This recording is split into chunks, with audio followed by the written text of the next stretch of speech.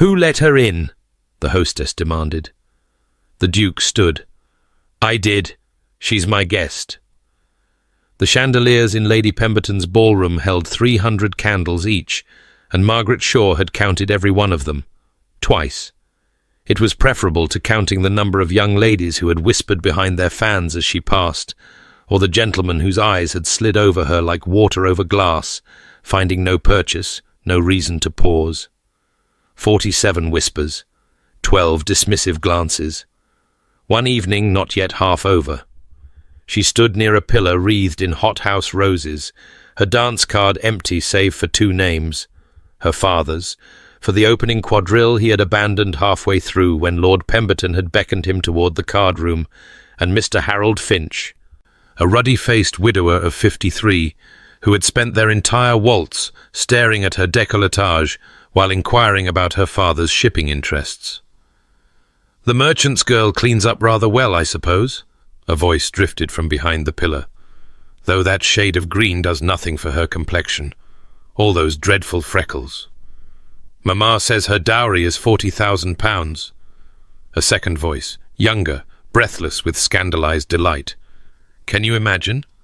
Papa says old Shaw made it all in cotton mills. The workers' fingers get caught in the machines sometimes, you know, chewed right off. So really, one might say her fortune is built on blood and bone." Laughter, bright and brittle as breaking glass. Maggie did not move. She had learned long ago that movement attracted attention, and attention invited fresh cruelty. Better to stand still, to let the words wash over her like rain against a window, to pretend she was somewhere else entirely. £40,000. They never got the figure quite right. It was closer to 60, not that it mattered. £60,000 could not buy her a complexion free of freckles.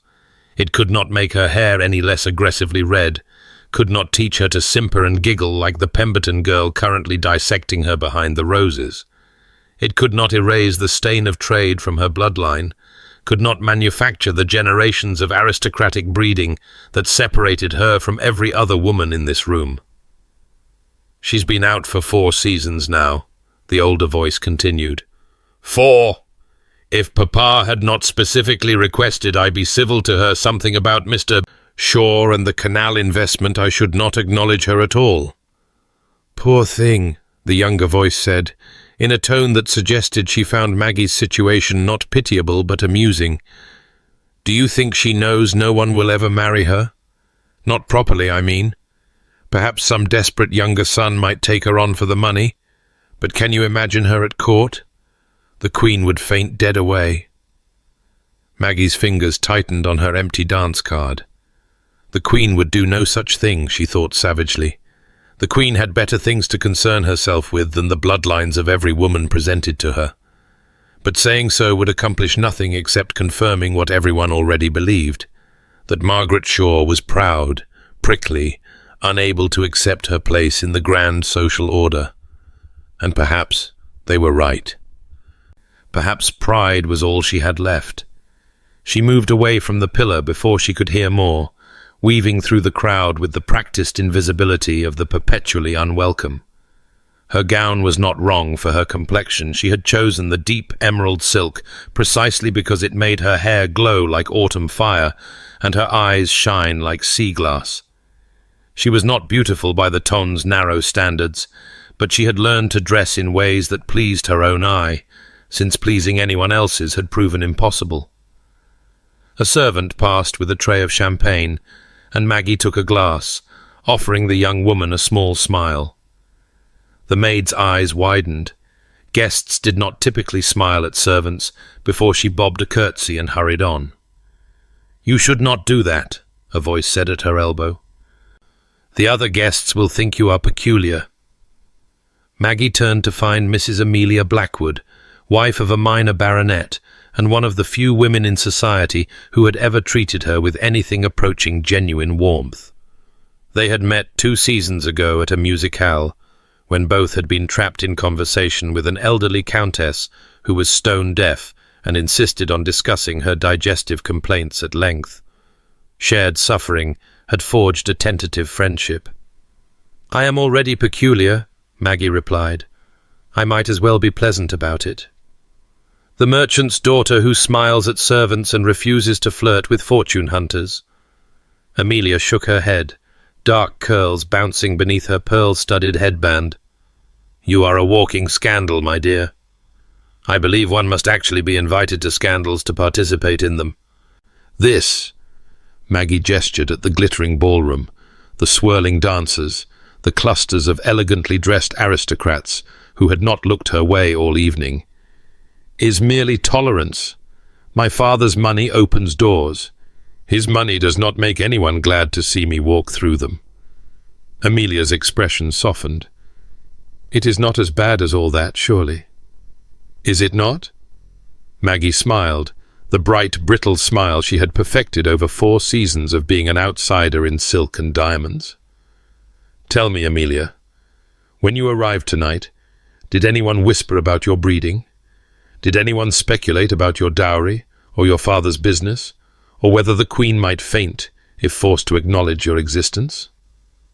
Maggie, I am not fishing for pity. She softened the words with a touch to Amelia's gloved hand. Only correcting a misperception.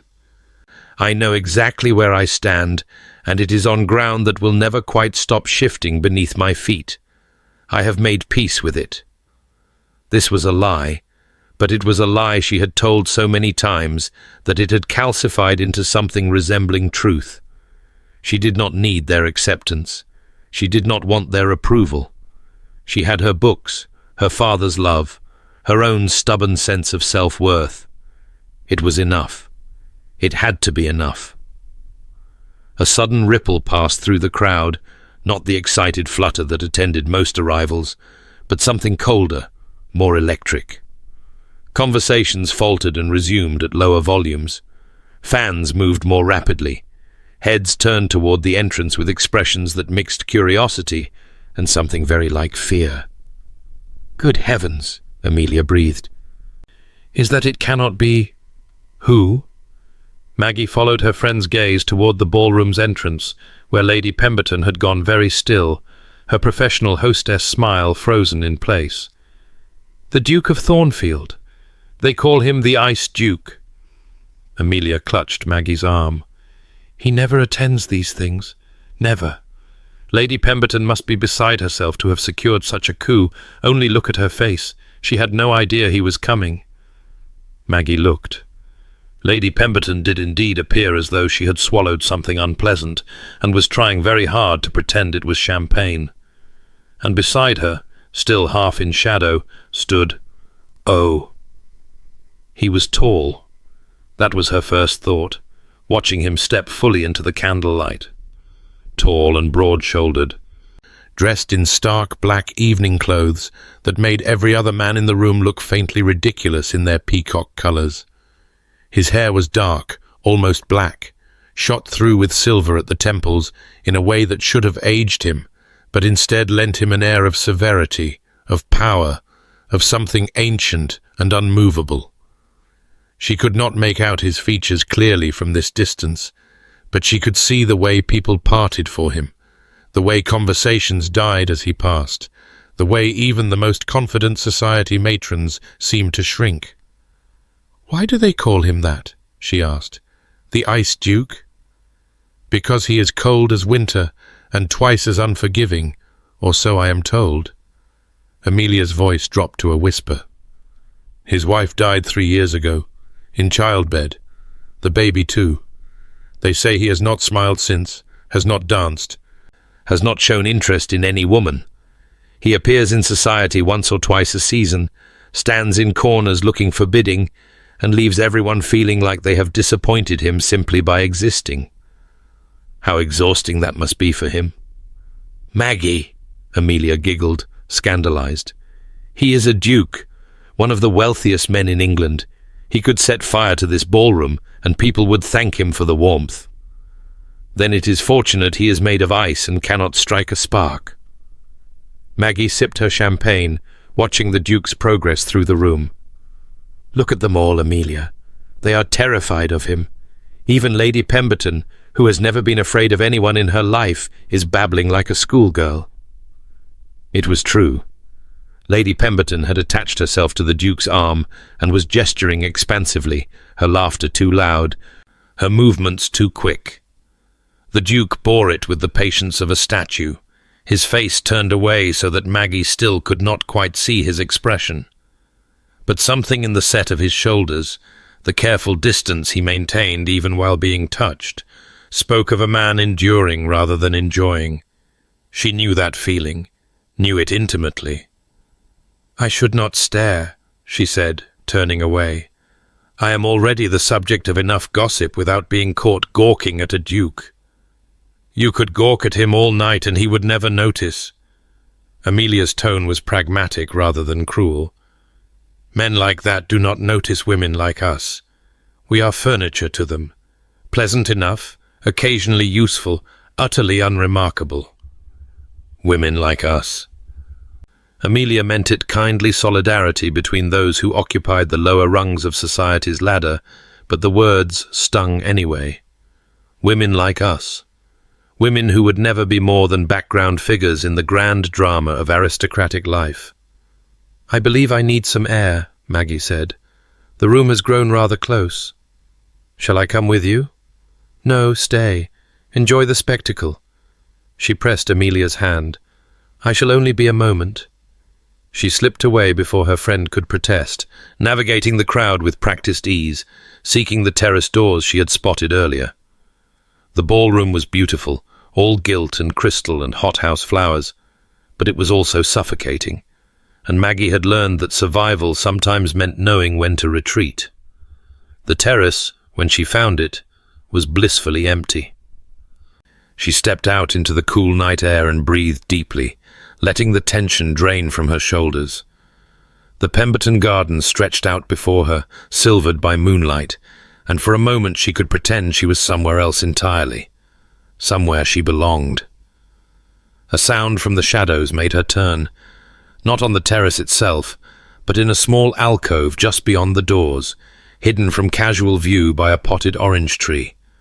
Muffled sobs, interspersed with frantic, whispered apologies. Maggie hesitated. The polite thing, the safe thing, would be to pretend she had heard nothing and return to the ballroom.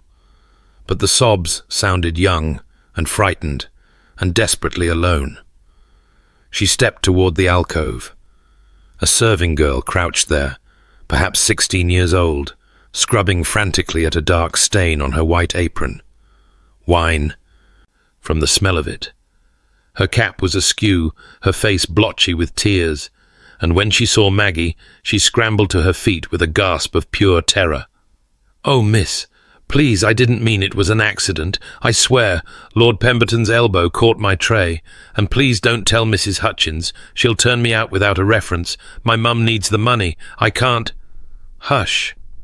Maggie kept her voice gentle, the same tone she used with the stable cats at home. "Breathe. You are not in trouble." "But my apron—" The girl gestured helplessly at the spreading stain. "I can't go back in looking like this. Mrs. Hutchins said if I made one more mistake—" "What is your name?" Bessie, miss. Bessie Collins." "Well, Bessie Collins." Maggie reached into her reticule and withdrew a handkerchief, pressing it into the girl's shaking hands. "First, dry your eyes. Second, take off that apron and turn it around. The stain will be against your body instead of facing outward. Not comfortable, I grant you, but invisible." Bessie blinked at her with huge, watery eyes. I never thought of that." "Third, if Mrs. Hutchins gives you any trouble, you tell her that Lady Pemberton's guest, Miss Shaw, will have words with her. I may be a merchant's daughter, but my father's investment in Lord Pemberton's canal scheme ensures that my words carry some weight in this household. At least for tonight." "You would do that?" The girl's voice cracked. "For me?" Why did that question always surprise people? As if kindness were a limited resource to be hoarded, spent only on those who could offer something in return. "I have been where you are," Maggie said. "Not scrubbing wine from an apron, perhaps, but—" She paused, searching for words. feeling like one mistake will cost you everything, feeling like you do not belong, like you are only tolerated, like the ground could open beneath your feet at any moment. It is a terrible feeling. If I can ease it for someone else, even briefly, why would I not? Bessie's tears spilled over again, but she was smiling now. You're kind, miss. People say well. They say things about you. But they're wrong. People usually are. Maggie helped her turn the apron around, smoothing the fabric so the stain was hidden. There, good as new. Now splash some cool water on your face and return to the ballroom as if nothing happened. And if anyone gives you trouble, remember Miss Shaw will have words. The girl bobbed a curtsy so deep it was nearly a genuflection, then scurried off toward the servants' entrance. Maggie watched her go, feeling the peculiar ache that always followed these encounters. She could not save everyone, could not even save herself most days, but small kindnesses mattered. They had to matter. That was well done. The voice came from behind her, deep, quiet, and utterly unexpected. Maggie spun around, heart lurching, to find a figure emerging from the deeper shadows of the terrace. The moonlight caught dark hair, silver at the temples, and a face that looked as if it had been carved from marble by an artist who had forgotten what warmth felt like. The Duke of Thornfield.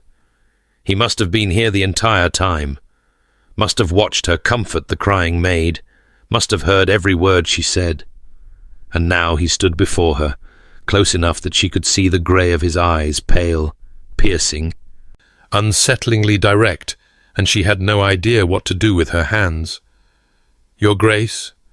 She dropped into a curtsy, grateful for the familiar motion, the second of breathing room it provided. I did not realize anyone else was out here. Evidently. He did not smile. His face, now that she could see it clearly, was striking rather than handsome, all sharp angles and shadows, the kind of face that might soften beautifully if he ever allowed it to, but which currently looked as inviting as a locked door. You may rise, Miss Shaw, was it? You know my name? I make it a point to know who is in attendance at any event I am forced to endure. A pause, weighted with something she could not interpret. You are the textile merchant's daughter. I am. She met his gaze, chin lifting despite herself. Is that meant to be an observation or an accusation? Something flickered in those grey eyes, surprise, perhaps, or amusement, though his expression did not change. An observation only. I find I have few accusations to make about textile merchants. They tend to be refreshingly straightforward in their objectives. Unlike the aristocracy. Unlike everyone else in that ballroom, certainly. He moved to the terrace railing, looking out over the moonlit garden, and after a moment Maggie joined him. It was improper standing alone with an unmarried man, even if that man was old enough to be beyond scandal and cold enough to freeze any hint of impropriety before it could take root. But he did not seem inclined to dismiss her, and she found she did not want to leave. "Why did you do it?" he asked. "Help the maid?" Because she needed help. Most guests would have reported her to the housekeeper, secured her dismissal. Most guests are cruel. The words came out sharper than she intended, and she tempered them with a breath. "Forgive me. I should not speak ill of people who have been perfectly civil to me." "Have they been?" His gaze cut to her face, uncomfortably perceptive. "Perfectly civil?" Maggie thought of Lady Pemberton's daughter, the whispers, the 47 moments of carefully calibrated contempt she had catalogued since arriving. "Civil enough? You are a poor liar, Miss Shaw. And you are presumptuous for a man I met 30 seconds ago, Your Grace." The words hung between them, audacious, unforgivable. Maggie braced herself for ice, for fury, for the cutting dismissal she had just earned by speaking to a duke the way she spoke to everyone else. Instead, something extraordinary happened. The Duke of Thornfield's mouth twitched. It was not a smile, Nothing so warm as that, but it was a crack in the marble, a hint of humanity beneath the frost. "I have been called many things," he said. "Presumptuous is not usually among them. Then perhaps people should be more honest with you. Perhaps they should." He studied her, and Maggie felt suddenly transparent, as if he could see through her armor to the loneliness it protected. "You are not what I expected." "What did you expect?" "I am not certain. Something less." A pause. "You speak to serving girls the same way you speak to dukes." "I speak to everyone the same way." "I have found that tailoring one's manner to another person's station is exhausting and ultimately pointless. People see through it anyway." "Most people do not see through anything." "Then most people are not paying attention." Maggie turned to face the garden again, uncomfortable under the weight of his gaze. "Why are you here, Your Grace? Amelia Mrs. Blackwood told me you never attend these events." "Mrs. Blackwood knows a great deal about my habits for someone I have never met." "Society talks. You are a popular subject." "Am I?" His tone suggested he found this neither flattering nor troubling, merely tiresome. "And what does society say about me, Miss Shaw?" "That you are cold, that you have not smiled or danced since your wife died, that you make everyone feel as though they have disappointed you simply by existing." She paused, then added, because honesty seemed to be the only currency he respected, "that you could set this ballroom on fire and people would thank you for the warmth." A breath of silence. Then, "That last part sounds as though it came from you rather than society." Perhaps it did. She risked a glance at him and found him watching her with an expression she could not read. "Am I wrong?" "About the fire? Possibly. I have never felt any particular urge toward arson." Another twitch of his lips, there and gone. "About the rest, society is not entirely wrong. I do find most social gatherings disappointing, but not, I think, for the reasons they imagine."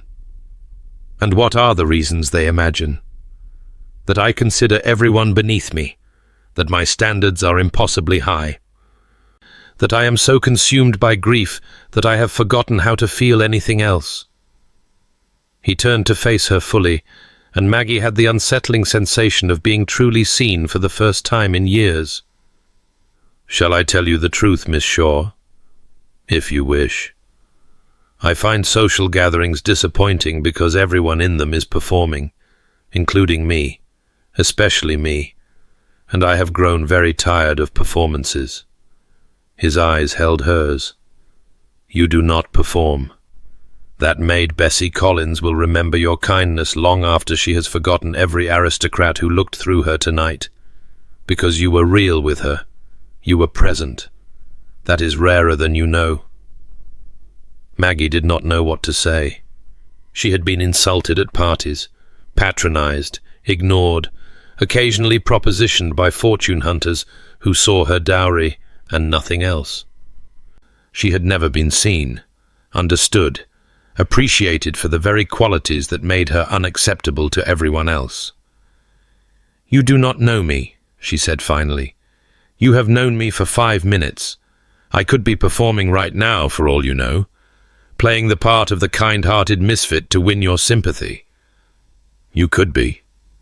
He tilted his head, considering. "Are you?" "No. I did not think so." He straightened, and something in his manner shifted a subtle closing, as if he had revealed more than he intended, and was now drawing the curtains shut. "I should return inside. Lady Pemberton will send a search party if I remain absent much longer." "Of course." Maggie stepped back, creating proper distance between them. It was... What? What was this encounter? She did not have a word for it. "Thank you for not minding that I spoke frankly with you. Thank you for not minding that I listened." He moved toward the terrace doors, then paused. "Are you attending Lady Whitmore's garden party next week, Miss Shaw?" The question caught her off guard. "I know. I was not invited." "Ah." A single syllable, weighted with something she could not interpret. "A pity." And then he was gone, swallowed by the golden light and glittering crowd of the ballroom, and Maggie was left alone on the moonlit terrace, wondering if she had dreamed the entire exchange. The invitation arrived 6 days later. Maggie was in her father's study when the butler brought it in a cream envelope, sealed with burgundy wax, addressed in elegant copperplate to Miss Margaret Shaw. Not to Mr. Reginald Shaw and family, not to the Shaw household, to her, specifically and personally. Her father looked up from his correspondence. Reginald Shaw was a man built like a barrel, with Maggie's red hair faded now to ginger grey and sharp blue eyes that missed nothing. He had started life as a mill worker's son and ended it well. Not ended it, she hoped, since he was only 53, as one of the wealthiest merchants in England. He loved his daughter fiercely, if somewhat bewilderedly, and had never quite understood why the world did not love her too. "What is it, Maggie mine?" She broke the seal, unfolded the paper, and felt the floor shift beneath her feet. "Lady Whitmore requests the pleasure of Miss Shaw's company at a garden party on Thursday, the 15th of May, at Whitmore House, Mayfair." That alone would have been startling enough. Lady Whitmore was famously exclusive. Her garden parties were coveted invitations that Maggie had never once received. But it was the line at the bottom that stole her breath: "Attending as the guest of His Grace, the Duke of Thornfield." "Maggie," her father's voice came from very far away. "You have gone quite pale. Is something wrong?" "I do not know." She looked up, the invitation trembling slightly in her hands. "I honestly do not know." She should not go. That was the sensible conclusion, and Maggie prided herself on being sensible. The Duke of Thornfield had spoken to her for perhaps 10 minutes at a ball. He had seemed to appreciate her frankness, had even almost smiled once or twice. But that did not explain why he would extend his social protection to a merchant's daughter he barely knew. There had to be an ulterior motive. There was always an ulterior motive. Perhaps he wished to use her to scandalize society, to prove some point about the absurdity of social hierarchies. Perhaps he had some business connection with her father that she was unaware of. Perhaps, and this seemed most likely, the invitation was a mistake, a secretary's error that would be quietly corrected before the event. But when she sent a carefully worded note inquiring whether there had been some confusion, the response came back within hours. "No confusion. I hope you will attend." Thornfield. Thornfield. Not His Grace the Duke of. Just the name, as if they were intimates. As if he expected her to recognize his handwriting, which she realized with a flutter of something dangerous she now did. "You should go," her father said when she showed him the correspondence. "When a duke invites you to a party, you go to the party. When a duke invites me to a party, I become deeply suspicious of his motivations." Maggie paced the study, her sensible shoes clicking against the hardwood floors. "I spoke to him for 10 minutes, father. 10 minutes, most of which I spent being inappropriately frank about his reputation. Why would he possibly want to be seen with me in public?" "Perhaps he liked your frankness." "People do not like frankness. They say they do, but they mean they like flattery delivered with enough wit to sound honest." "You are too cynical for a woman of 24. "I am precisely cynical enough for a woman of 24 who has spent 4 seasons watching society pretend to tolerate her." She stopped pacing, pressing her hands to her temples. "If I attend this party, everyone will talk. They will want to know why the Duke of Thornfield has taken an interest in me. They will speculate about whether he means to marry me, which is absurd because dukes do not marry merchants' daughters, and when nothing comes of it, I will be even more of a laughingstock than I already am." "And if you do not attend?" She had thought about this too. If she refused the invitation, she would spend the rest of her life wondering what might have happened if she had accepted. wondering if she had thrown away her one chance at what? Friendship? Patronage? Something more? That last thought was the most dangerous of all. She could not afford to hope for something more. "If I do not attend," she said slowly, "I prove that I am a coward, that I let fear dictate my choices, that I am no better than all the people who whisper about me behind fans and hide their cruelty behind courtesy." "Then you have answered your own question, Maggie mine." Her father rose from his desk and crossed to her, taking her hands in his calloused, work-roughened ones.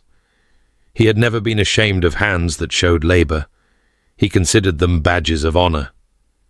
"You are not a coward. You are the bravest person I know. Go to the party. Let society talk. And if the Duke turns out to have ulterior motives, I will skewer him with my wit and leave him bleeding on Lady Whitmore's lawn. That's my girl." He kissed her forehead. "Wear the green silk. You look like a queen in it." Thursday arrived faster than seemed possible, and Maggie found herself standing in her bedroom, staring at her reflection in the full-length mirror, trying to convince herself that she was making the right decision. The green silk gown was beautiful, she had that, at least. It was the same shade she had worn to the Pemberton ball, deep as forest shadows, cut in the latest fashion with a high waist and delicate puffed sleeves. Her hair was swept up and pinned with emerald-tipped hairpins, leaving a few deliberate curls to frame her face. She had not tried to hide her freckles. Powder only made them more obvious. Instead, she wore them like armour, daring anyone to find fault. "You look like a queen," her father had said. She did not feel like a queen. She felt like a woman about to walk into a lion's den, wearing nothing but silk and determination. Her father had intended to escort her, but a crisis at the mill had demanded his attention, a machinery failure, he said, that could not wait. She suspected he had manufactured the crisis specifically so she would have to face this alone, without his presence to suggest that she could not manage herself. He was right, damn him. She could manage herself. She always had. The carriage ride to Whitmore House took 20 minutes, during which Maggie rehearsed what she would say when she arrived. "Good afternoon, Lady Whitmore. Thank you so much for including me." "Yes, I am here as the Duke of Thornfield's guest." "No, I have no idea why." "No, I do not expect him to marry me." "No, I am not here to cause a scene." By the time the carriage rolled to a stop, she had worked herself into a state of calm determination that was almost convincing. She allowed the footman to hand her down, straightened her spine, and walked toward the garden gates.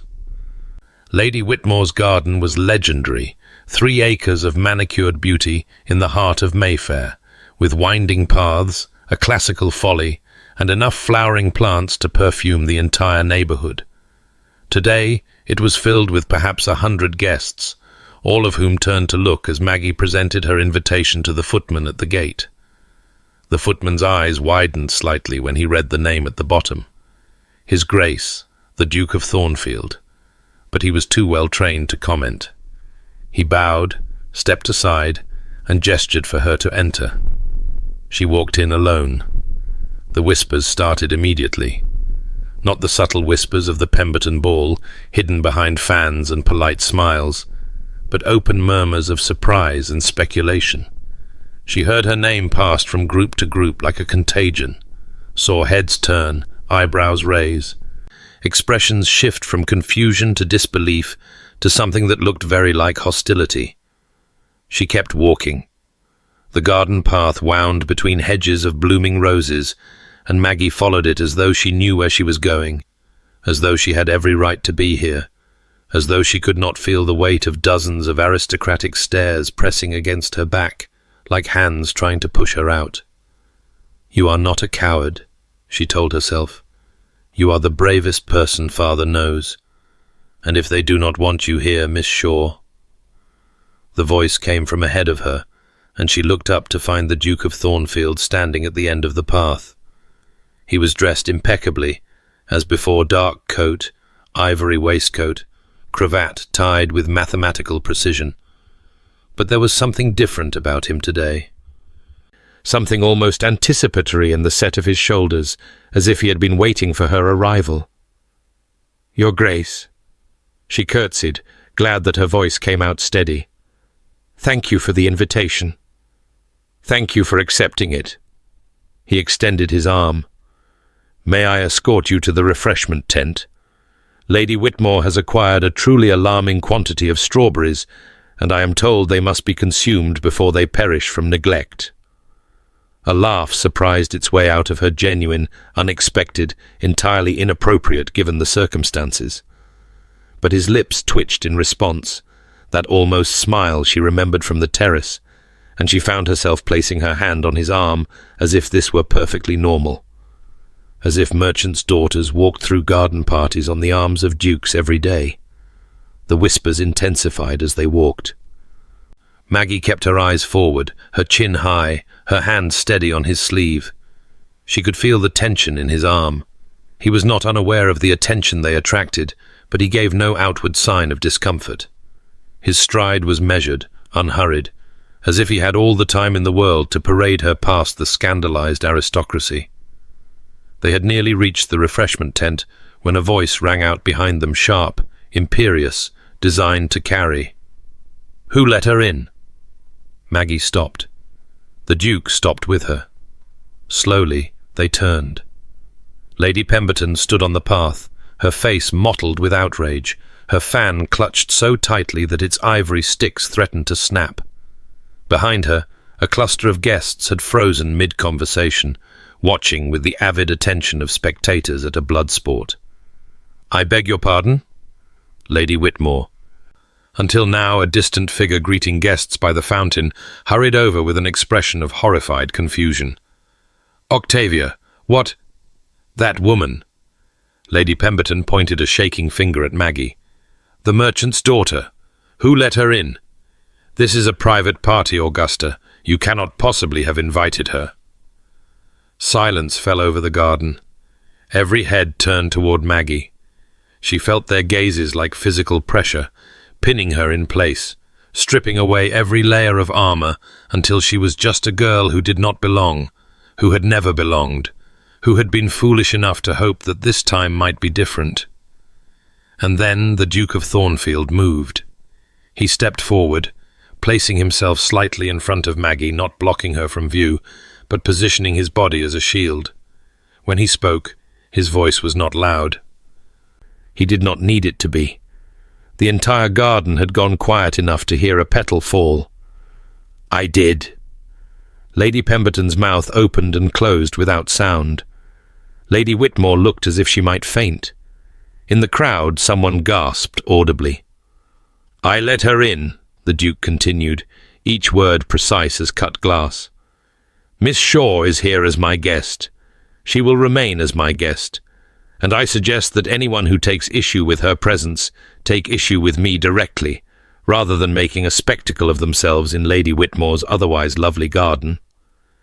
His gaze swept the assembled guests, lingering for a moment on Lady Pemberton's purpling face. "Have I made myself clear?" No one spoke. No one moved.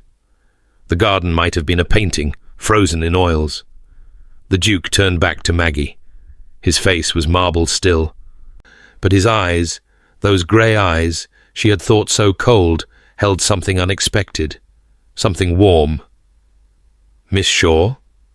He offered his arm again. "Shall we proceed to the strawberries? I believe we have kept them waiting long enough."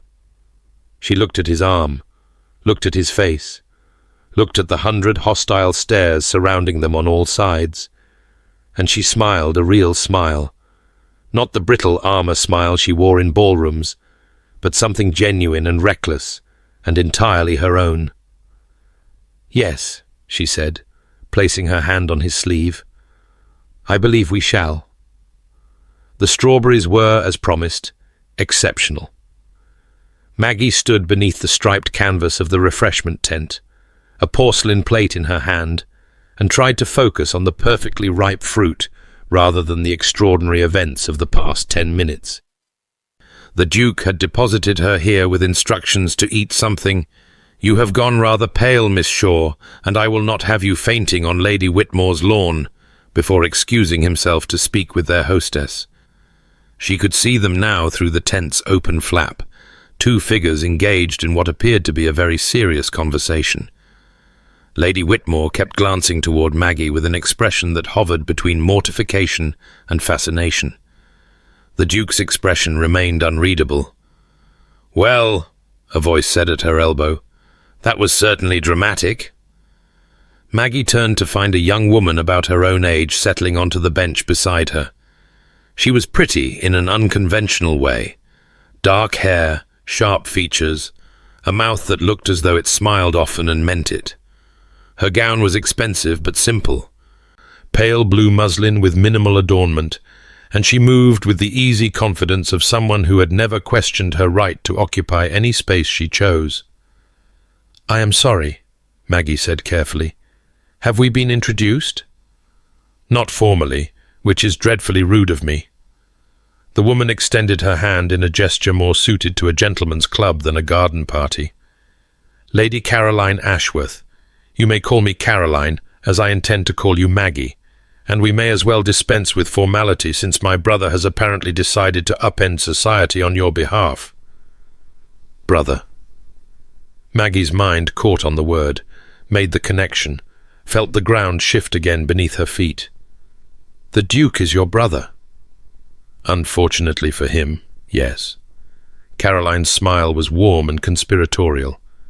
"I have been a thorn in his side since birth, and I see no reason to stop now.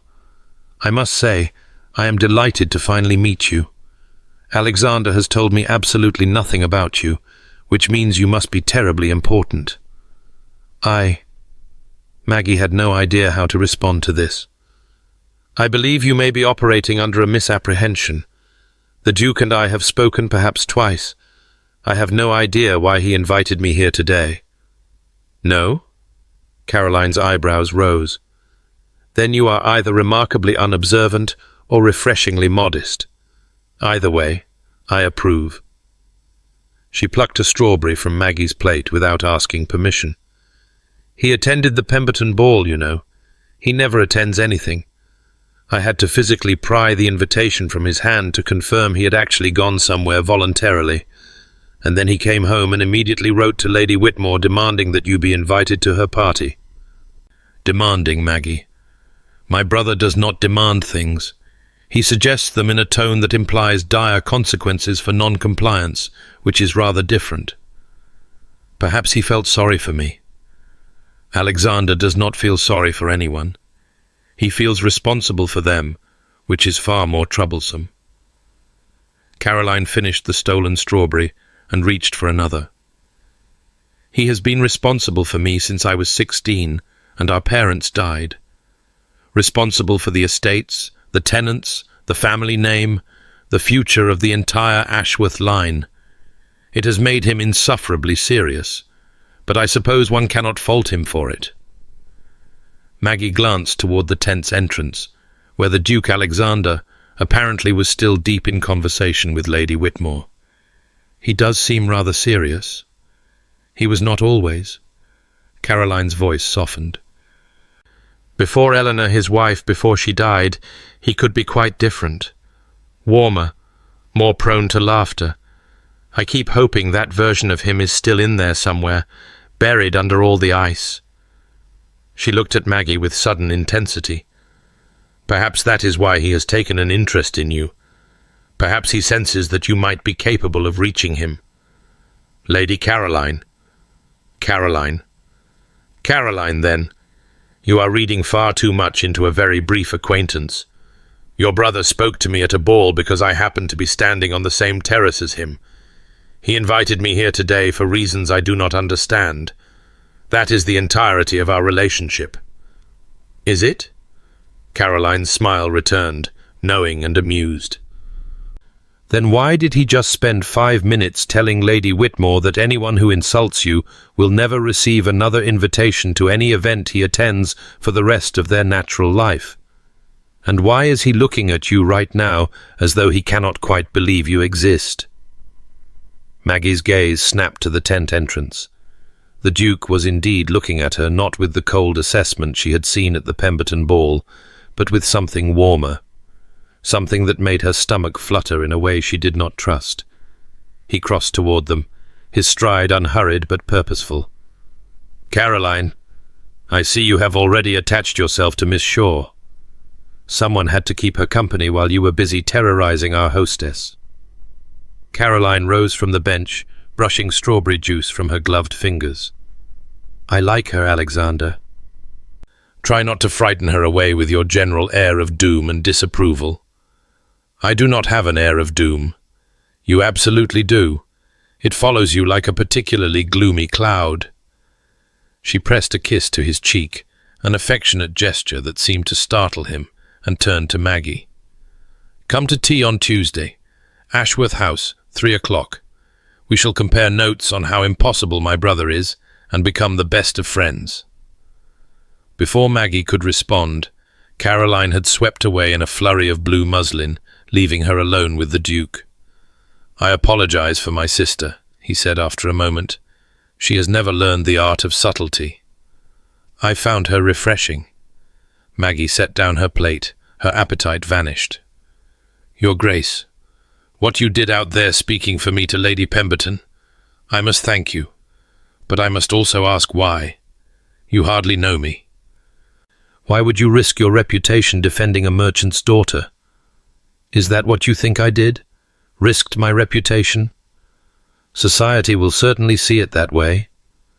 Society sees many things that are not true, and misses many things that are." He moved to stand beside her, close enough that she could smell his cologne, something subtle and expensive, sandalwood perhaps, underlaid with something she could not name. "I did not defend you to impress society, Miss Shaw. I defended you because Lady Pemberton was being unconscionably rude, and I do not tolerate rudeness directed at my guests. But why am I your guest at all?" The question burst out of her, frustration and confusion tangling together. "I am no one to you. Less than no one, I am the merchant's daughter, the woman society barely tolerates, the perpetual outsider who cannot even secure a proper dance partner at a ball. There is nothing I can offer you, no social advantage to be gained from my acquaintance. So why?" Silence stretched between them. When the Duke finally spoke, his voice was low, almost hesitant, entirely unlike the commanding tone he had used with Lady Pemberton. "On the terrace at the Pemberton ball, you told me that people should be more honest with me. Do you remember?" "I remember being impertinent." "You were honest. There is a difference." He turned to face her, and Maggie was struck again by the intensity of his grey eyes, by the way they seemed to see through all her carefully constructed defences. "I have spent 3 years surrounded by people who tell me what they think I want to hear, who perform for me, as I said that night, who look at my title and my fortune and see only what those things can do for them. And then I walked onto Lady Pemberton's terrace and found you, showing genuine kindness to a crying servant girl, and when you realized I was watching, you did not simper or grovel or try to impress me. You spoke to me as though I were an actual person. You are an actual person. Not to most of society. To most of society, I am a resource to be cultivated, or an obstacle to be feared." A ghost of a smile crossed his face. "You told me I could set the ballroom on fire and people would thank me for the warmth. Do you know, no one has ever said anything so honest to me in my entire adult life." Maggie did not know what to say. She had spent 4 seasons being dismissed and diminished by people who saw only her father's trade, only her unsuitable bloodline, only the 1,000 ways she failed to meet their impossible standards. The idea that her very unsuitability might be what drew this man's attention. It was too strange, too unexpected, too dangerously close to hope. "I still do not understand," she said finally. "Even if you appreciate my honesty, that does not explain why you would publicly champion me against one of the most powerful hostesses in London. Lady Pemberton will never forgive this slight. She will work against you. Lady Pemberton may do as she likes. Her husband's canal scheme is failing regardless of my involvement, and her social influence depends entirely on her ability to deliver wealthy guests to her events. She will not risk alienating me permanently." He paused. "But you are right that I have made things more difficult for both of us. I should have found a subtler way to include you in society. I did not think through the consequences clearly." "Why not?" The question hung in the air between them. The Duke's expression flickered something vulnerable beneath the ice, there and gone so quickly she might have imagined it. "I am not certain," he said. "I only know that when I learned you had not been invited to this party, I felt—" He stopped, as if the words had run out. "I felt compelled to rectify the situation. It did not seem right that you should be excluded." Before Maggie could respond, a commotion near the garden's entrance drew their attention. A group of young ladies had clustered around Lady Pemberton, who was speaking in furious undertones while shooting poisonous glances toward the refreshment tent. Lady Whitmore hovered nearby, wringing her hands, clearly trying to smooth ruffled feathers without success. "We should circulate," the Duke said, his tone shifting back to formality.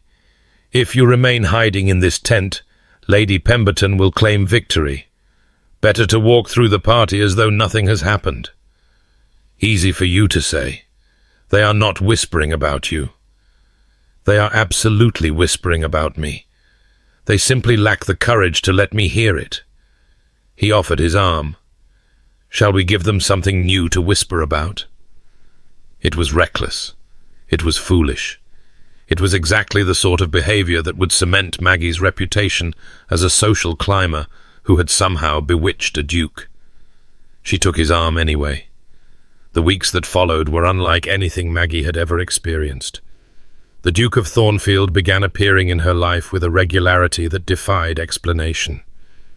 He called at her father's house twice in the first week after the garden party brief, formal visits during which they discussed literature, architecture, and the relative merits of various London parks. He invited her and her father to the opera, securing a box close to his own, and spending more time watching her reactions to the music than watching the performance itself. He somehow arranged for her to be included in a private tour of the British Museum, led by one of its curators, and when she expressed fascination with the Elgin marbles, he spent an hour discussing Greek history with an enthusiasm that transformed his usually severe face into something almost animated. Society, predictably, was scandalized. The gossip sheets speculated wildly about the Duke's intentions. Some suggested he had lost his mind with grief and was acting out in increasingly bizarre ways. Others proposed that Maggie had somehow trapped him, though the mechanics of how a merchant's daughter with no connections could trap a duke remained frustratingly vague. A few, more romantically inclined, whispered that perhaps the Ice Duke had finally found someone capable of melting his frozen heart. Lady Pemberton's set mounted a campaign of quiet ostracism. Doors that might have opened to Maggie now closed firmly. Invitations that might have been extended never materialized. The few connections she had cultivated over 4 seasons grew distant, unwilling to risk their own standing by association. But other doors opened. Caroline Ashworth became a fixture in Maggie's life, arriving for tea on Tuesday as promised, and returning again on Thursday and Saturday and the following Tuesday. She was everything her brother was not: warm, effusive, utterly lacking in reserve, and she made Maggie laugh in ways she had almost forgotten how to. "He talks about you, you know," Caroline said one afternoon, curled up on the settee in Maggie's modest parlour with a cup of chocolate and a plate of biscuits. "Not obviously, of course. Alexander would never be so gauche as to actually express an emotion, but he mentions you constantly. Miss Shaw has interesting views on Palladian architecture." Miss Shaw made a rather astute observation about the political situation. Miss Shaw does not giggle, which is refreshing. That last one is hardly a compliment. From my brother, it is the highest praise imaginable. He loathes giggling, says it sounds like birds being strangled. Caroline bit into a biscuit. You are good for him, Maggie. I have not seen him this engaged with anything since Eleanor died. You should not say such things. Maggie set down her teacup, her hands suddenly unsteady. Whatever is happening between your brother and me, it cannot lead anywhere. He is a duke. I am a merchant's daughter. Yes, I know. You mention it constantly. Caroline's dark eyes sparkled with something that might have been mischief or might have been determination. Did you know that our grandmother was a baronet's daughter who ran off with a second son and caused a scandal that took 2 generations to recover from? Or that Alexander's godfather was the illegitimate son of an earl who made his fortune in shipping? The aristocracy likes to pretend its blood is pure, but scratch the surface and you will find all sorts of irregularities. That is not the same. Why not? Because your father made his money in textiles rather than inheriting it from some ancestor who stole it during the Wars of the Roses. Caroline shook her head. You underestimate yourself, Maggie. More importantly, you underestimate my brother. He does not give his attention lightly. If he has chosen to spend time with you, it is because he sees something in you worth seeing. Trust that, even if you cannot trust yourself. Maggie wanted to argue, wanted to list all the reasons this could only end in heartbreak, her heartbreak, inevitably, since she was the one with everything to lose. But Caroline's words lodged in her chest like a splinter, too small to remove, too sharp to ignore. He sees something in you worth seeing. Did he? Or was he simply lonely, seeking any human connection that did not require the exhausting performance of his public role? Would any honest woman have served his purposes, or was there something specific about her that had captured his attention? She did not know, and the not knowing was the most terrifying part. The house party invitation arrived 3 weeks into their strange courtship, if it could be called that. Maggie was not certain what to call it. They had never spoken of intentions or expectations. He had never said anything that could be construed as romantic. And yet the invitations kept coming, the visits kept happening, and the intensity of his grey-eyed gaze never seemed to diminish. "A week at Thornfield Manor," Caroline announced, waving the invitation like a flag of victory. "My brother's country estate in Derbyshire. He is hosting a small gathering, very select, very intimate, and you are invited. I cannot possibly attend a house party at his estate." "Why not? You have attended everything else." "Everything else was in London, where propriety could be maintained.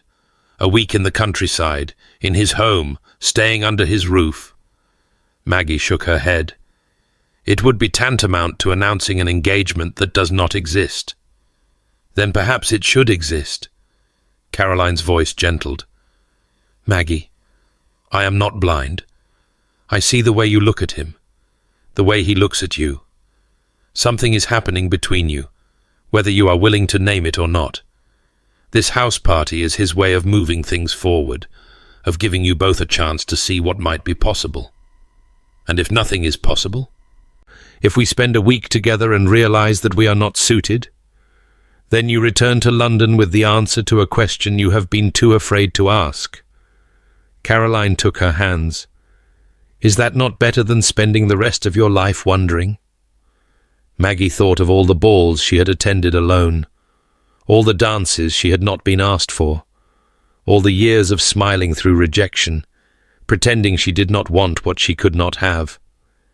She had built her armor so thick, so impenetrable, that she could no longer remember what it felt like to be vulnerable. Perhaps that was exactly why she needed to go. "I will need a new wardrobe," she said finally, and Caroline's shriek of delight echoed through the parlour. Thornfield Manor was not what Maggie had expected. She had imagined something cold, all marble and symmetry, designed to intimidate rather than welcome. Instead, the house that emerged from the Derbyshire hills was warm and rambling, built of honey-coloured stone that glowed in the afternoon light. Gardens surrounded it in carefully controlled wildness, and beyond them, rolling parkland stretched toward distant woods. "It was my mother's favorite place," Caroline said as their carriage approached the entrance. "She redesigned the gardens when she first arrived as a bride. Alexander has kept them exactly as she left them." Maggie stored this information away, another piece of the puzzle that was Alexander Ashworth. A man who maintained his mother's gardens. A man who could not bear to change the things that mattered. The other guests had already arrived, a small gathering as promised, of perhaps a dozen people. Maggie recognized Lord Marcus Fairfax, whom Caroline had mentioned as Alexander's closest friend, and Lady Whitmore, who seemed to have recovered from the drama of her garden party and now regarded Maggie with something approaching curiosity rather than hostility. There were several other couples, minor aristocrats and their wives, who treated Maggie with cautious politeness that she suspected had been mandated by their host. And then there was Mrs. Helena Crawford. She was beautiful in the way of cut glass, sharp, glittering, and cold. A widow in her late 20s, she was some distant cousin of Alexander's late wife, and she had been installed at Thornfield as a sort of unofficial hostess ever since Eleanor's death. Caroline had mentioned her once in passing, with a tone of distaste that suggested a complicated history. "Miss Shaw." Mrs. Crawford's smile did not reach her eyes as she greeted Maggie in the drawing room before dinner. "How unexpected to see you here. I was not aware that Alexander, His Grace, I mean, had extended his charitable works to include house parties." The insult was elegant, almost subtle enough to be mistaken for small talk. Maggie felt it land like a blow beneath her ribs. "Mrs. Crawford," she kept her voice pleasant through sheer force of will, "how kind of you to welcome me. I understand you have been serving as hostess here for some time." "Indeed. Since dear Eleanor's passing, someone had to ensure the household ran smoothly. Alexander has been so consumed with grief, poor man. He barely knows what day it is, let alone how to plan a dinner menu." Mrs. Crawford's eyes swept over Maggie's gown, new, expensive, and still somehow inadequate in this setting. "Though I suppose he has found other distractions lately." Before Maggie could respond, a voice cut through the tension. "Helena, I was not aware you had arrived." Alexander stood in the doorway, and his expression as he looked at Mrs. Crawford was colder than Maggie had ever seen it. Gone was the almost warmth she had grown accustomed to, the ghost of humanity that emerged when they were alone together. This was the Ice Duke in full, and even Maggie felt a chill run down her spine. "Alexander, darling." Mrs. Crawford crossed to him, reaching up to adjust his cravat in a gesture of casual intimacy. "I came early to ensure everything was in order. You know how lost you are without someone to manage these details." He stepped back, putting distance between them. "Miss Shaw, I trust your journey was comfortable?" "Very comfortable, thank you." Maggie felt suddenly awkward, out of place, uncertain of the dynamics she had stumbled into. "The countryside is beautiful." "I am glad you think so. I hope you will allow me to show you the grounds tomorrow, if the weather holds." His gaze lingered on her face, something unspoken passing between them. "Caroline tells me you have an interest in landscape design."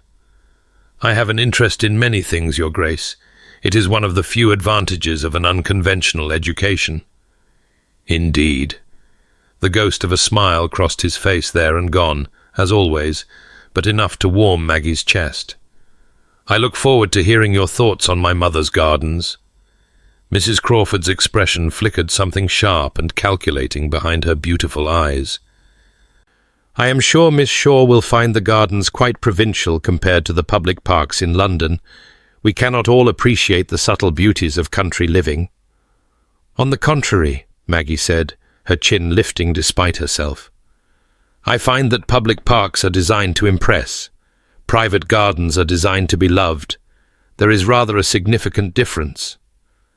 Alexander's smile deepened, just barely. "Well said, Miss Shaw." Now, shall we go in to dinner? I believe Cook has prepared something rather special." He offered his arm to Maggie, not to Mrs. Crawford, and led her toward the dining room. Behind them, Maggie could feel the widow's gaze like ice against her back. The days at Thornfield blurred together in a haze of unexpected happiness. Maggie had braced herself for awkwardness, for the constant awareness of her own unsuitability, for the subtle slights that attended her everywhere in society. Instead, she found something she had not known she was looking for: belonging. The other guests, whatever their private opinions, treated her with courtesy that seemed increasingly genuine as the days passed. Lord Marcus, in particular, went out of his way to include her in conversations, and she began to understand why Caroline called him Alexander's closest friend. He was warm where Alexander was cold, laughing where Alexander was silent. Yet beneath the levity there was a sharpness that missed nothing.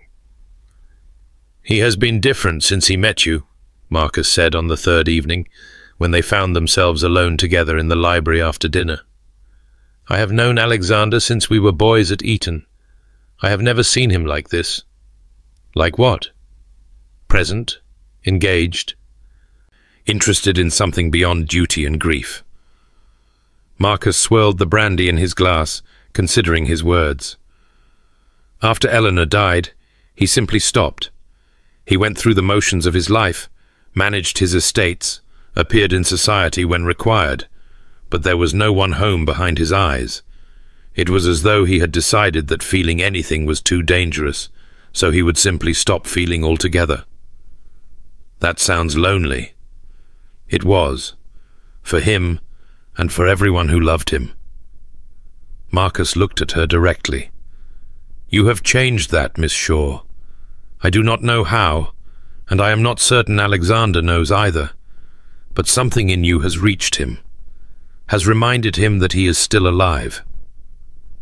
Maggie thought of her own walls, her own armor, the years she had spent convincing herself she did not need what she could not have. "Perhaps we recognize something in each other." "Perhaps," Marcus smiled. "Just be careful with him. He is more fragile than he appears, and if you hurt him, Caroline will almost certainly have you murdered. She is very protective of her brother." "I have no intention of hurting him." "No, I don't suppose you do, but intentions and outcomes are not always the same thing." He finished his brandy and stood. "I should find my wife before she convinces Mrs. Crawford to donate to another one of her charitable schemes. Do enjoy the library, Miss Shaw. It is Alexander's favorite room in the house." After he left, Maggie wandered the shelves, trailing her fingers over leather spines and gilt lettering.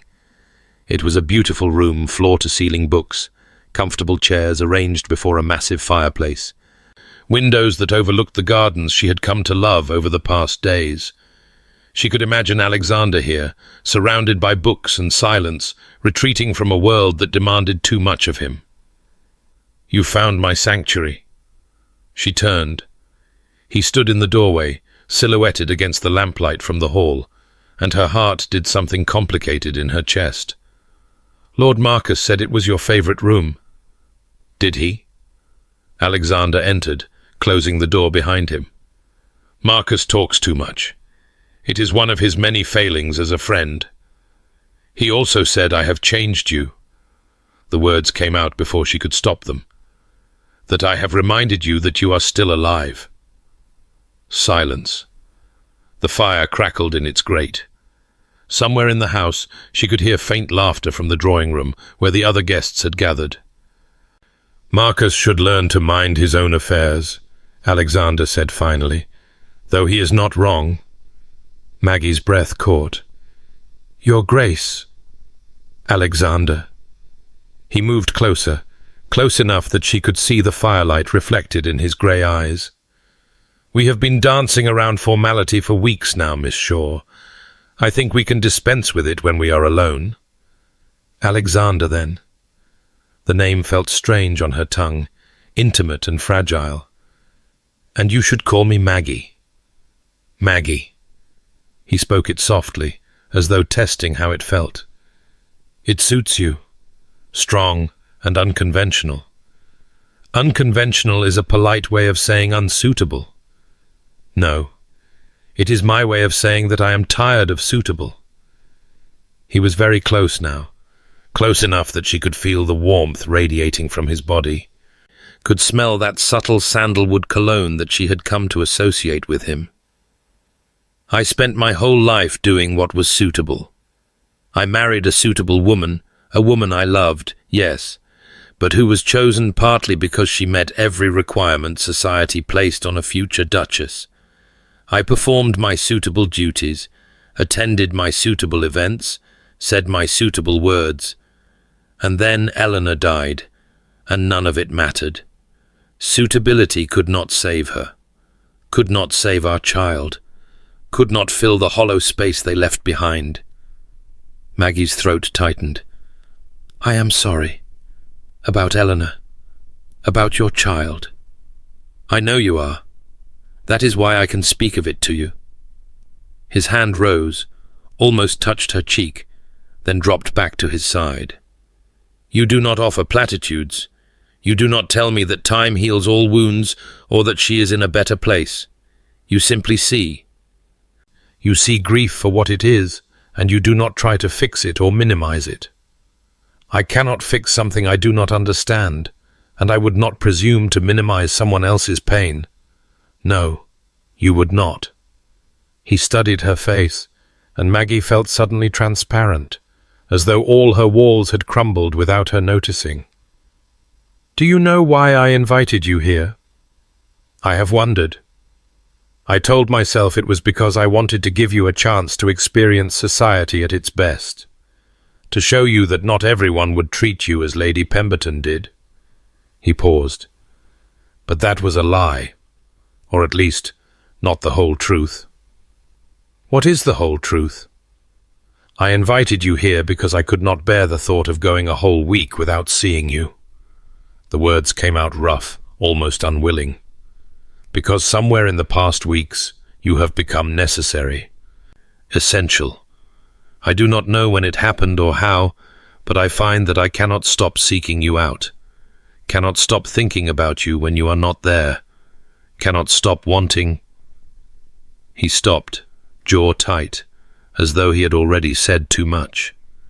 Maggie's heart was pounding so hard she was certain he could hear it. What do you want? I do not know. He laughed, a strange, broken sound. That is the terrifying part. I have spent 3 years knowing exactly what I wanted, which was nothing. No one. Complete emotional isolation. It was safer that way. Caring for people only leads to losing them. You have not lost me. I have not had you yet. The words hung between them, heavy with implication. Maggie felt the ground shifting beneath her feet, the world rearranging itself into something new and frightening and wonderful. Alexander, you should go. He stepped back, putting distance between them. This is not... I should not have, please, Maggie. Go back to the others. We can speak tomorrow, when I have had time to think clearly.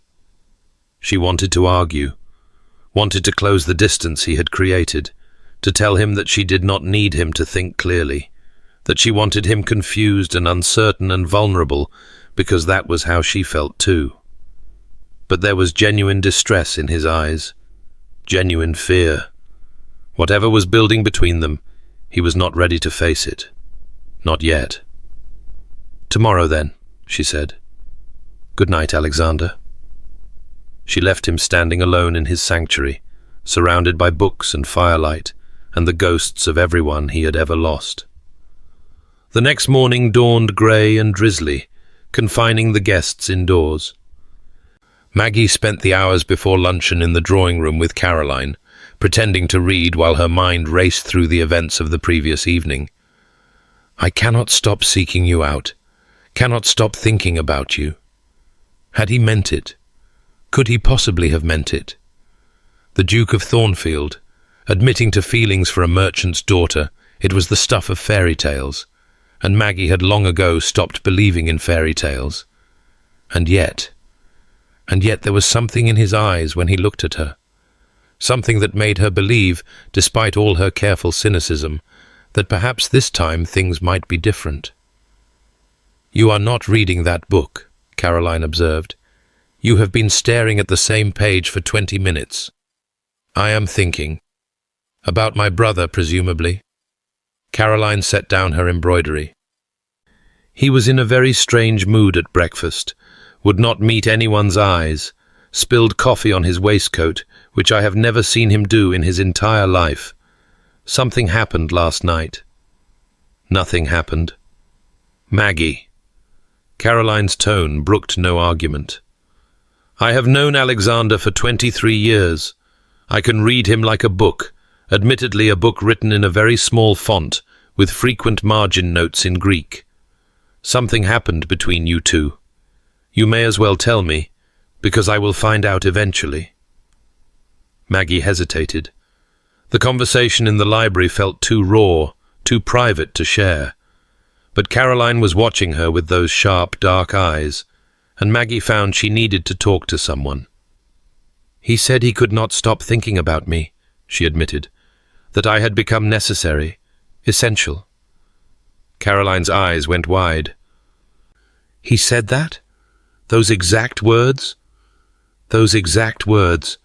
And then he told me to leave because he needed time to think clearly. That absolute fool." Caroline stood up so abruptly that her embroidery tumbled to the floor. "He has been alone with his grief for so long that he has forgotten how to feel anything else. And now that he finally feels something, he is trying to think his way out of it, as if love were a mathematical equation to be solved." "Love?" The word caught in Maggie's throat. "We have not spoken of love. You do not have to speak of it for it to be happening." Caroline began pacing, her skirts swishing against the carpet. "I have watched the two of you for weeks now. The way he softens when you enter a room. The way you smile when you think no one is watching. This is not a casual flirtation, Maggie. This is something real, something worth fighting for." "Fighting for what? Your brother is a duke. I am a... If you say merchant's daughter one more time, I shall scream." Caroline stopped pacing and gripped Maggie's shoulders. "You are Maggie Shaw. You are intelligent, kind, witty, and brave enough to speak honestly to a man who intimidates everyone else he meets. Those are the things my brother sees when he looks at you. Not your bloodline or your fortune or your father's profession. Just you." Tears pricked at Maggie's eyes, sudden and unwelcome. "What if that is not enough?" "It is enough for Alexander. The only question is whether it is enough for you." Caroline's grip gentled. "Can you love him, Maggie? Not his title or his wealth or even his attention him. The grieving, closed-off, emotionally stunted man who has no idea how to be vulnerable with another human being. Can you love that man enough to wait while he figures out how to love you back?" It was not a simple question. Maggie thought of the walls she had built around her own heart, the years of rejection that had taught her not to hope. She thought of Alexander's grey eyes, flickering with warmth he could not quite express. She thought of the way he had stood between her and Lady Pemberton's cruelty, a shield she had not asked for but desperately needed. "Yes," she said finally, "I think I can." Caroline's face broke into a brilliant smile. "Then we have work to do." But the work was interrupted by Mrs. Helena Crawford. Maggie did not know how she ended up alone in the gallery that afternoon. The rain had stopped, and the other guests had dispersed to various amusements, Caroline to the music room, Lord Marcus and his wife to the billiard room, Alexander to his study for some business matter that could not wait. Maggie had wandered into the long gallery that ran along the house's east wing, drawn by the portraits that lined the walls.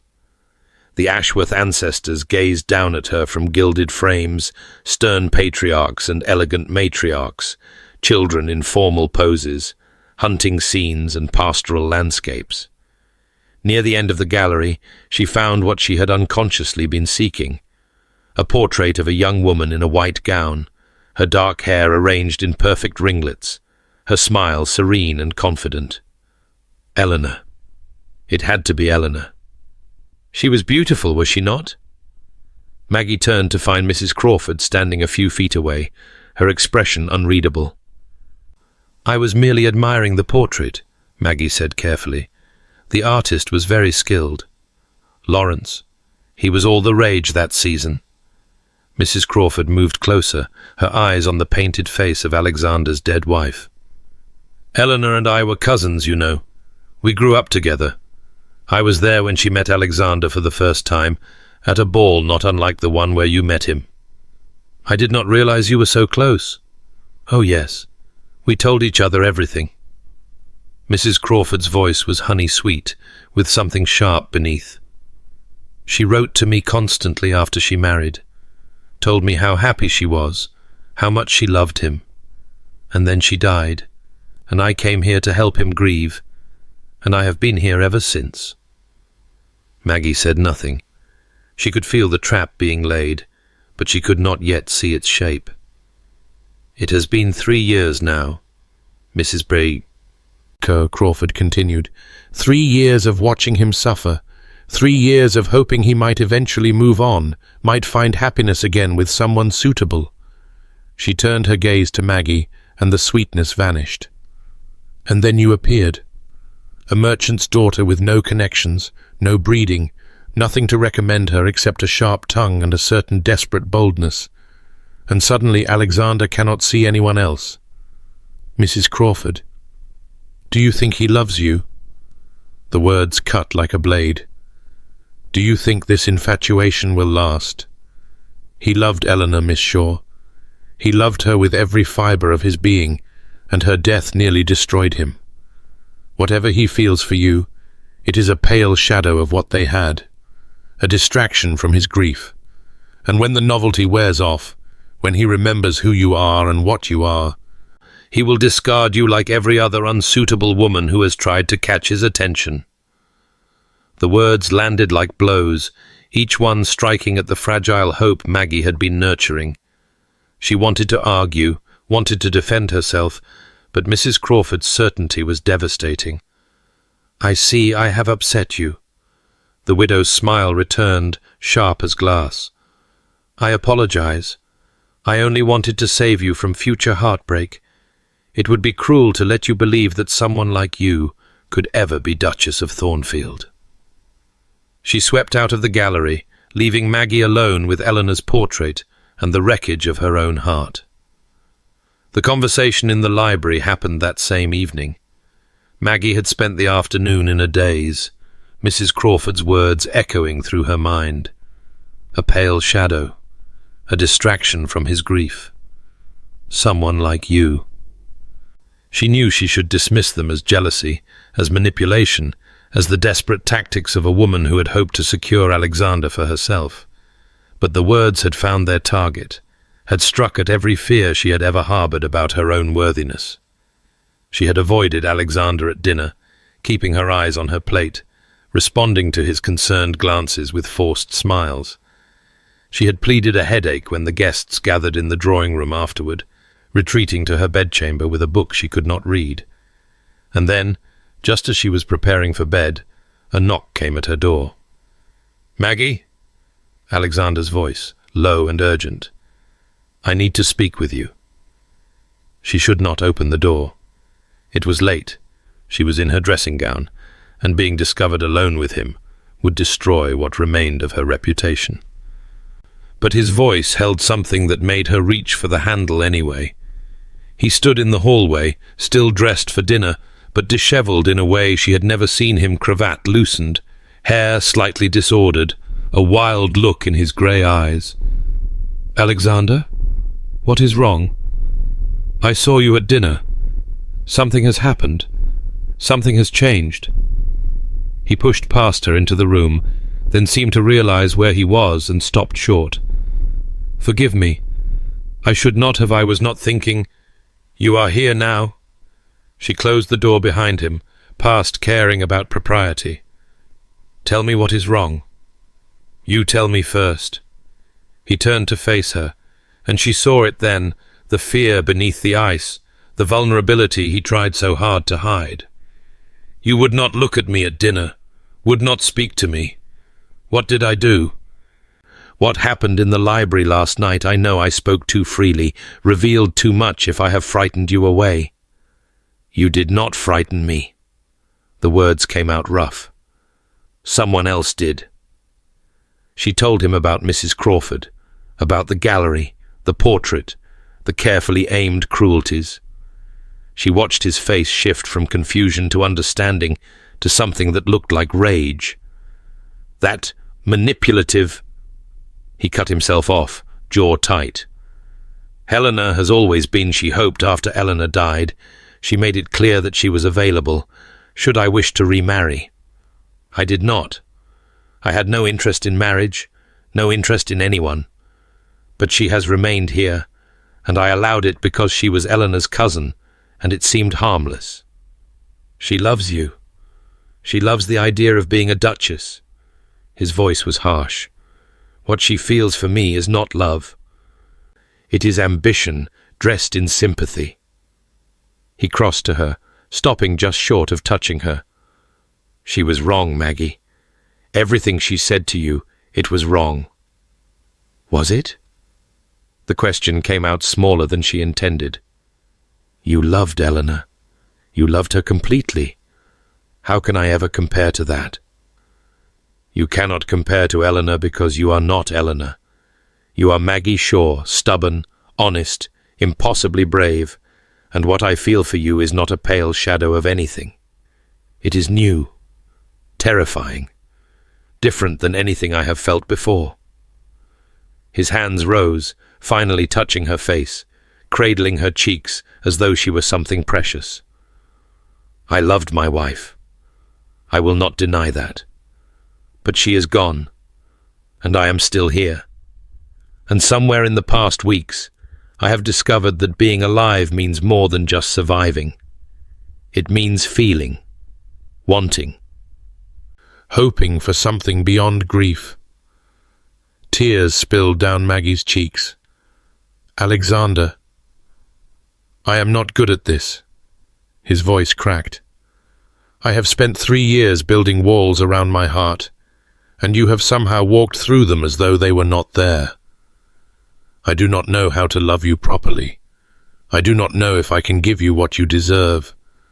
But I know that when I am with you, I feel more alive than I have since Eleanor died. And I know that the thought of losing you, of watching you walk away, because Helena Crawford made you believe you were not enough, that thought is unbearable. I am not walking away. She placed her hands over his, pressing them more firmly against her face. I am here. I am staying. He kissed her.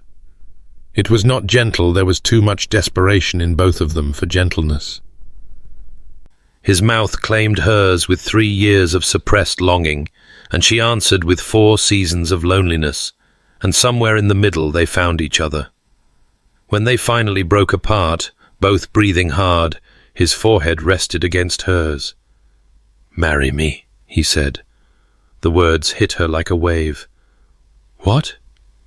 "Marry me. Be my wife. Be the Duchess of Thornfield." His eyes searched hers. "I know it is too fast. I know society will say I have lost my mind. But I cannot. I do not want to spend another day pretending that you are not the only thing I want." Maggie's heart was racing. This was everything she had told herself not to hope for, everything she had spent 4 seasons learning to stop wanting. And now it was being offered to her in a moonlit bedroom by a man whose hands were trembling against her face. "You are proposing to me in my dressing gown," she said, because she could not think of anything else to say. "I am proposing to you because I cannot imagine my life without you." His thumbs brushed away her tears. "Say yes, Maggie, please." And then the door flew open. Mrs. Crawford stood in the hallway, her face a mask of triumph, and behind her half the house party, staring at the scene with expressions ranging from shock to scandalized delight. "Well," Mrs. Crawford said, her voice carrying down the corridor, "I thought I heard something suspicious. It seems the merchant's daughter has finally shown her true colors." Maggie felt the world tilt beneath her feet. She was ruined. Discovered alone with a man at night, in her dressing gown, with evidence of tears and intimacy plain on her face. No explanation would be sufficient. No defense would matter. Alexander stepped in front of her, shielding her from the staring eyes. "Miss Shaw and I are engaged," he said, his voice cutting through the whispers. "We were discussing arrangements for the announcement. Any questions?" Silence fell over the corridor. Mrs. Crawford's triumphant expression flickered, then hardened. "Engaged," she repeated. "How convenient." "It is not convenience. It is the truth." Alexander's tone brooked no argument. "Maggie has agreed to be my wife. The banns will be read beginning Sunday, and anyone who has anything unpleasant to say about my future Duchess may say it to me directly, now." No one spoke. Even Mrs. Crawford seemed to have run out of words. "Excellent." Alexander turned back to Maggie, and his expression softened. "I apologize for the circumstances. This is not how I wish to announce our engagement." Maggie looked at him, at this man who had just publicly declared his intentions before half the aristocracy, who had placed his reputation on the line to protect hers, who was looking at her with something that might have been love. And she saw in his eyes not duty, not obligation, not a man doing what society required to save a woman's honor. She saw fear, fear that she might say no, that she might refuse him, that he might have misread everything between them. It should have reassured her.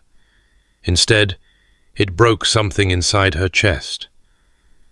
"You proposed because they saw us," she said quietly. "Because you had to." "No." His brow furrowed. "I proposed because I love you. The timing was because Mrs. Crawford opened that door." Maggie stepped back, creating distance between them. "You proposed to protect me, to save my reputation, to do the honorable thing." "Maggie, I have spent my entire life being an obligation, a burden, a problem to be managed." The words came from somewhere deep, somewhere wounded. I will not be your duty, Alexander. I cannot marry you knowing that you proposed because you had to, not because you wanted to. I wanted to before they arrived. You heard me. I heard you say words in a moment of passion, and then I watched you say them again, publicly, because you had no other choice. She wrapped her arms around herself, trying to hold together pieces that were flying apart. I need to think. I need time. Please. His face had gone pale, grey eyes shocked. You are refusing me? I am. She could not breathe. I am going home, to London. In the morning. And you are going to let me go, because if this is real, if any of it is real, then it will still be real in a week, when I have had time to think clearly. She crossed to the door, still standing open, and addressed the crowd that had not yet dispersed. The engagement is not yet official, she said, her voice steadier than she felt. Please refrain from spreading premature gossip. Now, if you will excuse me, I am retiring for the evening. She walked past them, past Mrs. Crawford's smirk, past Lady Whitmore's confusion, past Caroline's anguished face, and did not look back. Behind her, she heard Alexander say her name once more, broken and pleading. She kept walking. The carriage wheels rattled over the rutted country road, carrying Maggie away from Thornfield Manor and everything she had almost allowed herself to want. Dawn had barely broken when she had slipped from the house, her hastily packed trunk following behind her in the servant's hands. She had left a note for Caroline, brief, apologetic, inadequate, and another for Alexander that had taken her 3 attempts to write. I cannot marry a man who proposed from obligation. I release you from any responsibility toward me. Please do not follow. I need time to understand what is real and what was merely circumstance. M.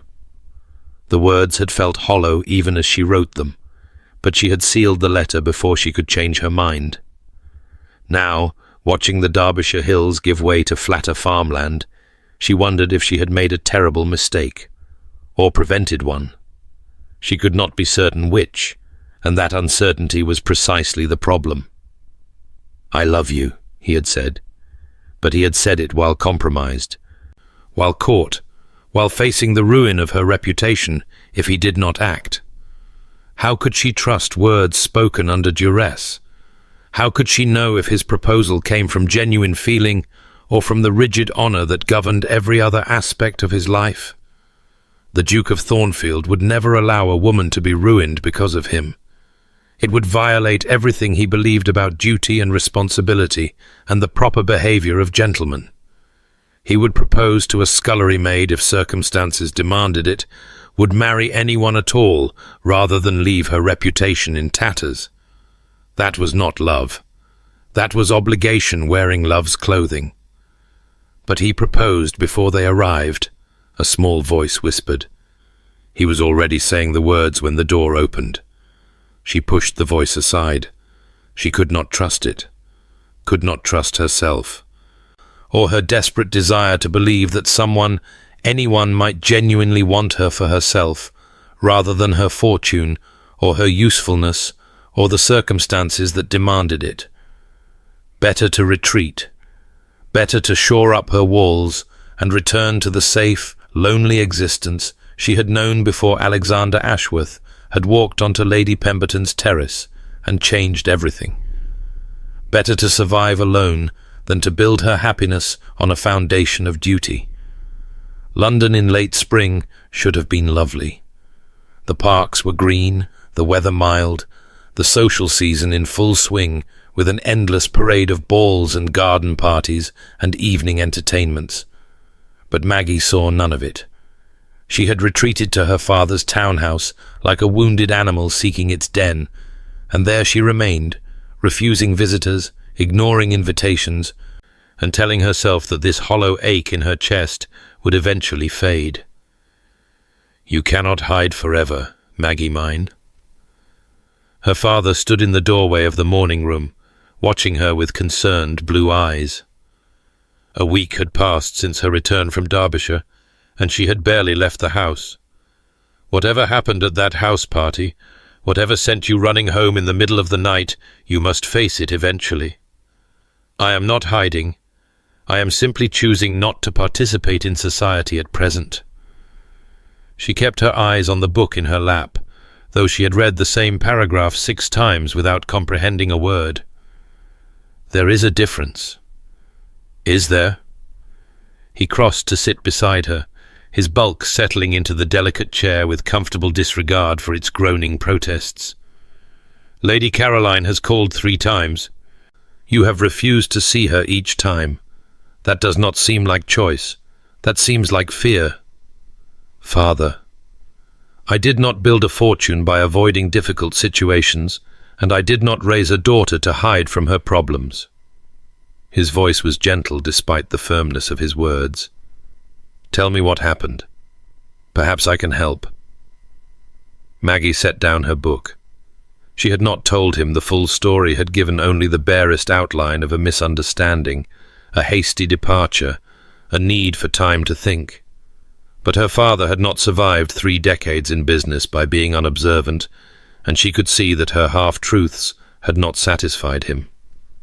The Duke of Thornfield proposed to me, she said. Her father's eyebrows rose.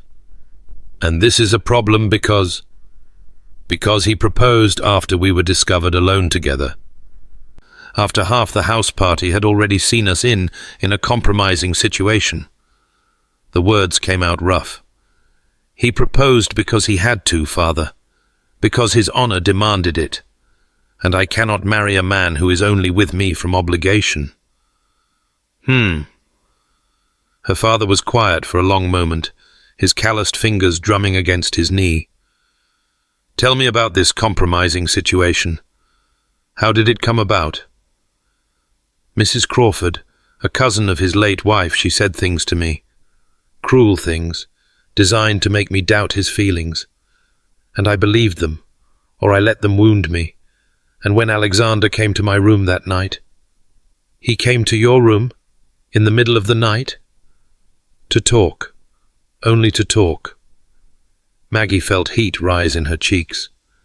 "He wanted to know why I had been distant at dinner.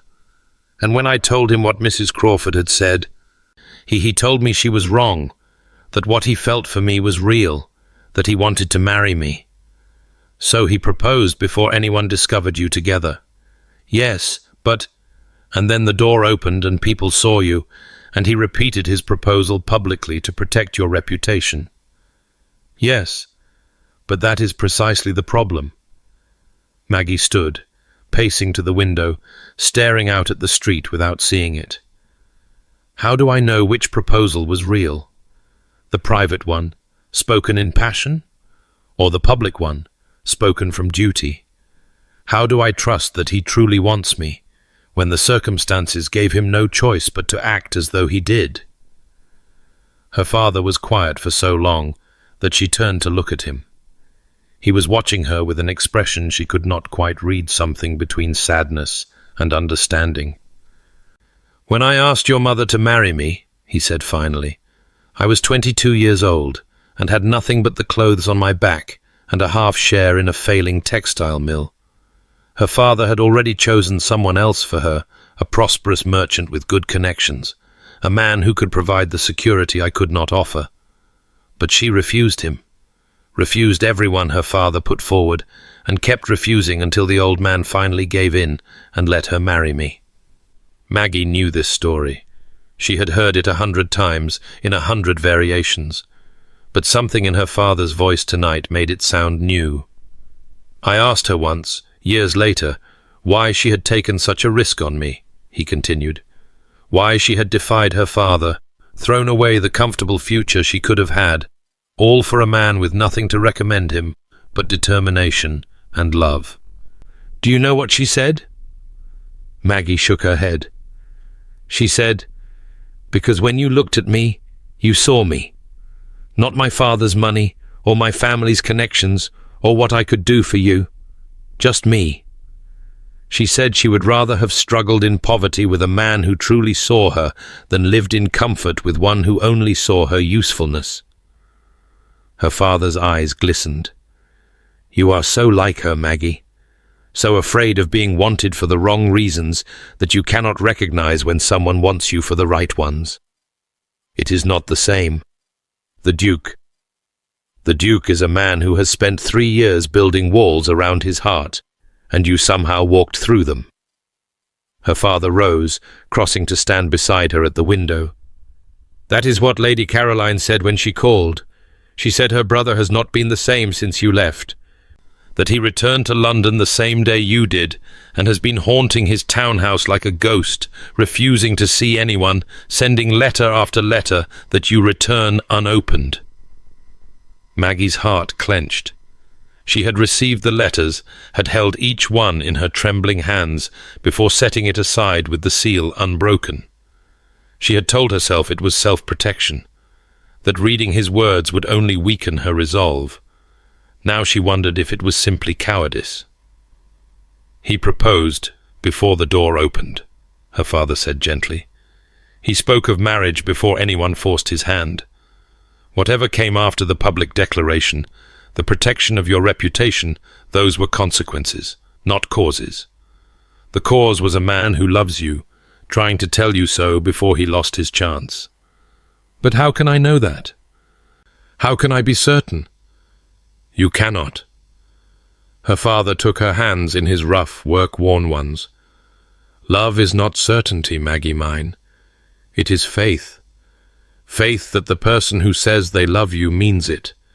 Faith that they will still mean it tomorrow and next year, and when you are old and grey, and neither of you can remember what you were so afraid of." He squeezed her fingers. You cannot know for certain. You can only choose whether to believe. Tears spilled down Maggie's cheeks, the first she had allowed herself since fleeing Thornfield. What if I choose wrong? What if I believe him and he breaks my heart? Then your heart will mend, as hearts do, and you will go on living. Her father's voice was soft. But what if you choose not to believe him? What if you push him away because you are afraid, and spend the rest of your life wondering what might have been? That seems a far worse fate than a broken heart. Maggie thought of the letters piled on her dressing table, thought of Caroline calling again and again, refused each time, thought of Alexander, alone in his townhouse, sending words she would not read. "I have been a coward," she whispered. "You have been wounded, which is rather different." Her father pulled her into an embrace, and for a moment she was a child again, safe in her father's arms, before the world had taught her to expect rejection. But wounds heal, Maggie. They heal faster when we let someone help. She clung to him, crying in earnest, now crying for the mother she barely remembered, for the lonely seasons she had endured, for the walls she had built so high that she had nearly locked out the one person who might have been worth letting in. When the tears finally subsided, she pulled back and met her father's eyes. "I need to read those letters." "Yes." He smiled, the same smile her mother had fallen in love with all those years ago. "I believe you do." There were 7 letters in all, each more desperate than the last.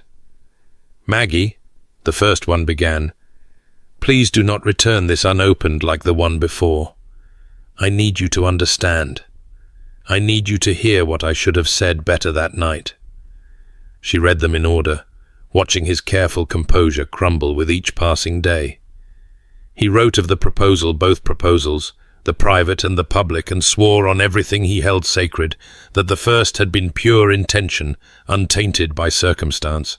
He wrote of Mrs. Crawford, whom he had dismissed from Thornfield the morning after Maggie left, sending her away with enough money to establish herself elsewhere, and enough clarity about her unwelcome status that she would not dare return. He wrote of his grief for Eleanor, and how he had believed for 3 years that loving again would be a betrayal, until Maggie had shown him that the heart could expand rather than replace, that caring for someone new did not diminish what he had felt before. "I do not know if you will ever read these words," the final letter said. "I do not know if anything I say can undo the damage of that night, the timing that made my proposal seem like duty rather than desire. But I need you to know, even if you never respond, even if I never see you again, I love you. I love your stubbornness and your honesty and the way you speak to servants and dukes with the same forthright kindness. I love that you wear your freckles like armor and your pride like a shield. I love the woman you are and the woman you are becoming, and I will love you until my last breath, whether you choose to believe me or not. But I hope you believe me. I hope you give me the chance to spend the rest of my life proving that I mean every word. Yours, in whatever way you will allow. Alexander. Maggie sat on her bed, the letters scattered around her, and wept. She wept for the time she had wasted, for the doubt she had allowed to poison what might have been, for the walls she had built so carefully, stone by stone, over 4 seasons of rejection and disappointment, walls that had protected her from pain but also imprisoned her in loneliness. She wept for the girl she had been, arriving at the Pemberton ball in her green silk gown, counting chandeliers to avoid counting cruelties. And she wept for the woman she was becoming, who had somehow attracted the attention of a man who saw through her armor to the tender heart beneath. When the tears finally stopped, she rose from the bed and crossed to her writing desk. There was a letter to write, but no, that was not right. Letters were for distance, for careful words and measured thoughts. What she needed to say required presence. What she needed to say required courage. She rang for her maid. She had a duke to find. Ashworth House loomed large in the fading afternoon light, an imposing Georgian townhouse on one of Mayfair's most prestigious streets. Maggie had never approached it before, had always been collected by carriage for her outings with Caroline, and standing before its massive front door now, she felt the full weight of what she was about to do. A merchant's daughter, calling uninvited on a duke. It was precisely the sort of presumption society would condemn, the sort of desperate gesture that had defined every fortune hunter who had ever set her sights above her station. But Maggie was not here to catch a duke. She was here to apologize to a man she loved. The butler who answered her knock was the picture of impassive dignity, his expression revealing nothing when she gave her name. "I shall inquire whether His Grace is receiving visitors," he said, in a tone that suggested His Grace had not been receiving visitors of any variety. "Please tell him it is urgent."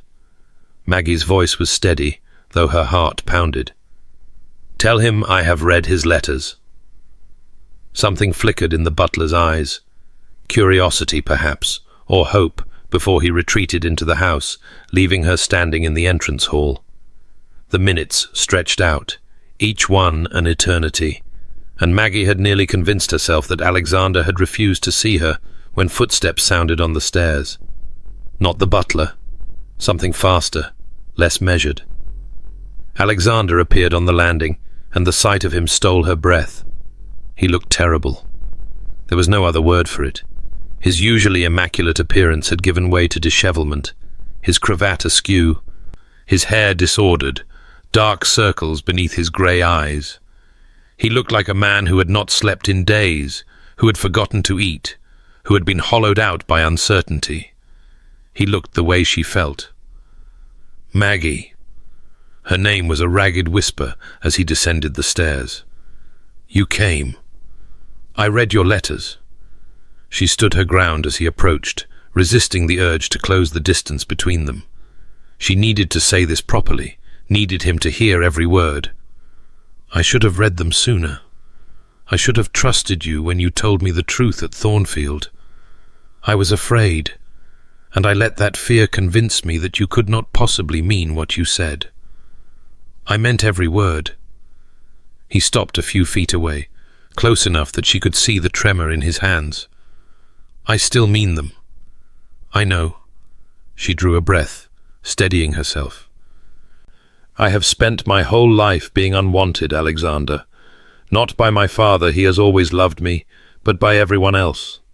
Society has made it very clear that I do not belong, that no amount of money or determination can make me acceptable, that I am tolerated rather than welcomed wherever I go.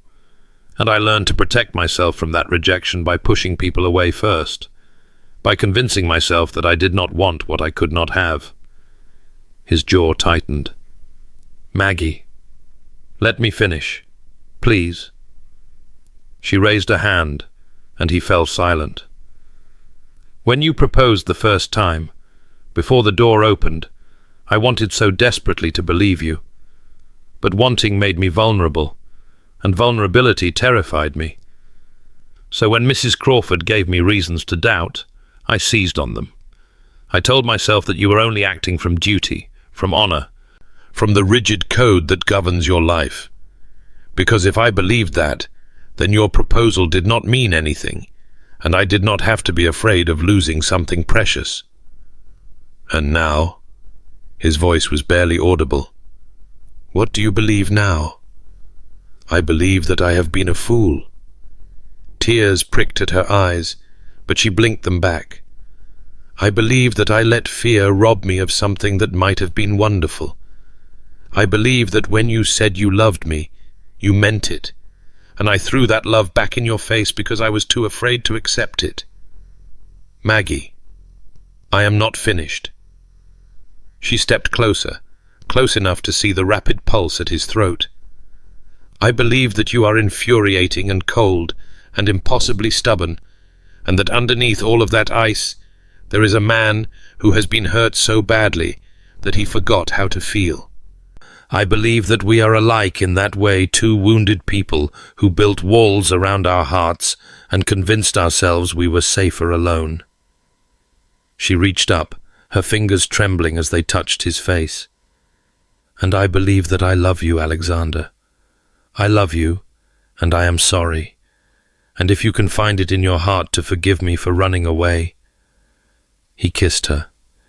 It was different from their first kiss, gentler, more careful, as though she were something precious that might break. His hands came up to cradle her face, and she felt the fine tremor in his fingers, the desperation beneath his restraint. When he finally pulled back, his forehead rested against hers. "There is nothing to forgive," he said. "You were afraid. I understand fear. I should have trusted you. You are trusting me now." His thumbs brushed away the tears that had spilled despite her efforts. "That is what matters." She laughed, a watery sound somewhere between joy and relief. "So what happens now?" "Now I propose to you again." He pulled back just far enough to meet her eyes. Properly this time, without interruptions or witnesses or any question of obligation. He took her hands in his. "Maggie Shaw, I love you. I love your stubbornness and your honesty and your freckles and your complete inability to pretend to be anything other than exactly who you are. I want to spend the rest of my life with you, not because duty demands it, but because I cannot imagine my life without you in it. Will you marry me?" She wanted to say yes immediately, wanted to throw herself into his arms and never let go. But something in her needed to ask one more question, one final test of the faith her father had spoken of. What about society? What about the scandal of a duke marrying a merchant's daughter? What about it? His voice was firm. Society can hang for all I care. I have spent my entire life doing what society expected of me, and all it brought me was isolation and grief. If society cannot accept the woman I love, then society can enjoy my absence. His grip on her hands tightened. "I choose you, Maggie. Over propriety, over expectations, over every rule I was taught to follow. I choose you, if you will have me." This time, she did not hesitate. "Yes." The word had barely left her lips before he kissed her again, longer, deeper, with all the pent-up longing of the weeks they had spent apart. When they finally separated, both breathless, Maggie became aware of applause echoing from somewhere above them. She looked up to find Caroline standing on the landing, beaming, with Lord Marcus and his wife beside her. "Finally," Caroline declared. "I was beginning to think I would have to lock you both in a closet until you sorted yourselves out." "Caroline," Alexander's voice held a warning, but he was smiling, actually smiling, the expression transforming his face into something almost boyish. "How long have you been standing there?" "Long enough to hear the proposal, which was quite romantic, I must say. Much better than the first attempt." "There is nothing wrong with the first attempt. You proposed in her dressing gown, Alexander. The scandal sheets would have had a field day." Caroline descended the stairs, pulling Maggie into an embrace the moment she reached the entrance hall. "Welcome to the family, sister. I am so glad you came to your senses." "So am I." Maggie returned the embrace, feeling something loosen in her chest, some final knot of tension, some last remnant of the walls she had built. "So am I." The wedding took place 3 weeks later, in the small chapel at Thornfield Manor. It was not the grand society event that London had anticipated indeed. The Ton had barely recovered from the shock of the engagement announcement before the couple had retreated to Derbyshire to exchange their vows in private. But Maggie had never wanted a grand society event, and Alexander had spent enough of his life performing for audiences. They wanted something genuine, something that was truly theirs. The chapel was ancient, its stone walls softened by centuries of prayer and weathered by Derbyshire winds. Sunlight streamed through stained glass windows, casting coloured shadows across the worn pews where their small gathering of guests sat waiting. Caroline served as bridesmaid, resplendent in pale pink silk, while Lord Marcus stood beside Alexander as his witness. Maggie's father occupied the front row, his eyes already glistening before the ceremony began. And there were other faces, too, not the aristocrats who had snubbed her for 4 seasons, but the people who had treated her with genuine kindness. Mrs. Amelia Blackwood, who had befriended her at that long-ago musicale. Lady Whitmore, who had sent a warmly apologetic letter and a beautiful wedding gift.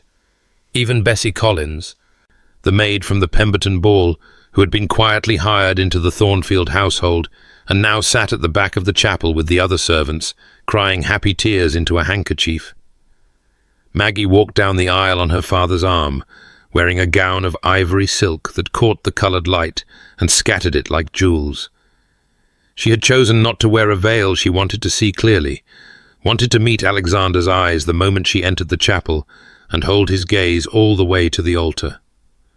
What she saw in those grey eyes made her breath catch.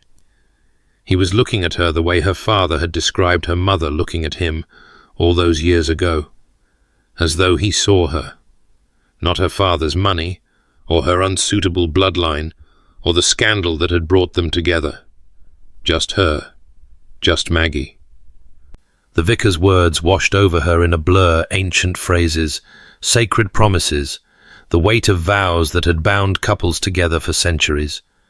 She spoke her responses clearly, her voice steady, and watched Alexander do the same. And when the moment came to exchange rings, simple gold bands, without pretension, she felt the last of her walls crumble into dust. "I now pronounce you man and wife," the vicar said. "You may kiss the bride." Alexander gathered her into his arms with the same careful intensity he had shown that night in her dressing gown, when everything had seemed so fragile and impossible. But now there was no fear in his eyes, no hesitation, only joy, clear and bright and unguarded. "My wife," he murmured against her lips. "My Maggie."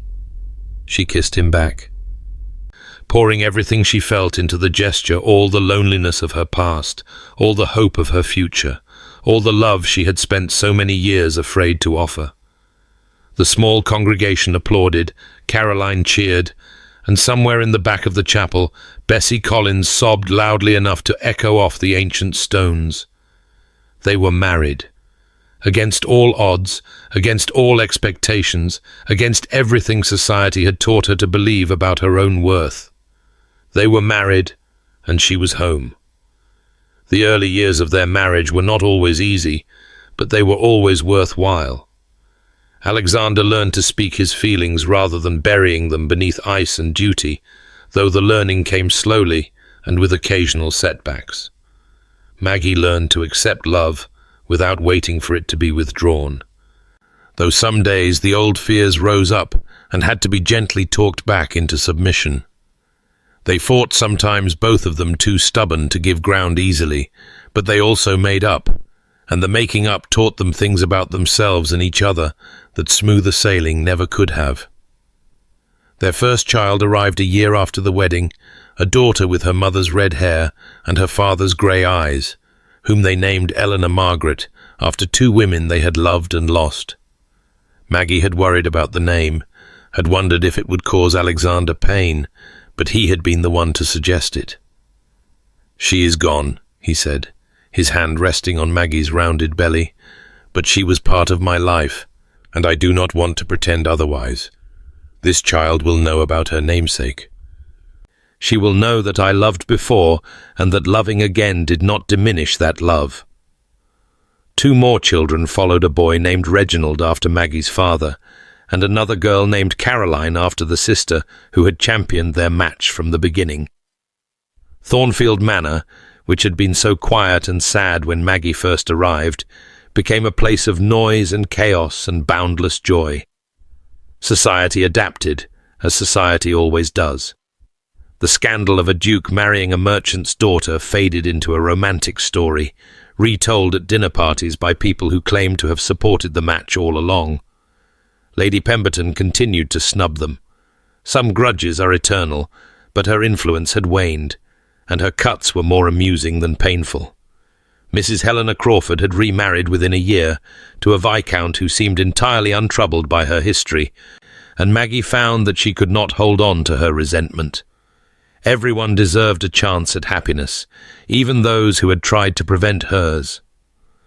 Maggie's father became a fixture at Thornfield, spending summers in Derbyshire with his grandchildren, teaching them about the textile mills that had built their fortune and the hard work that had made their comfortable lives possible.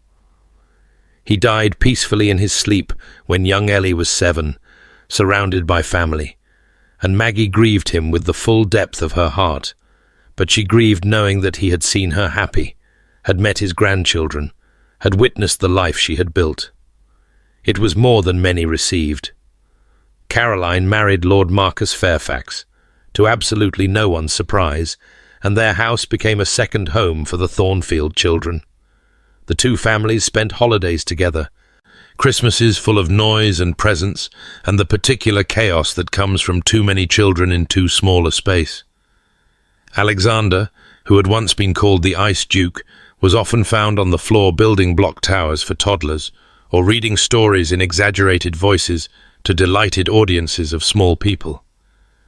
"You have changed," Marcus observed one evening, watching his friend attempt to arbitrate a dispute between Ellie and young Caroline over the rightful ownership of a particular hair ribbon.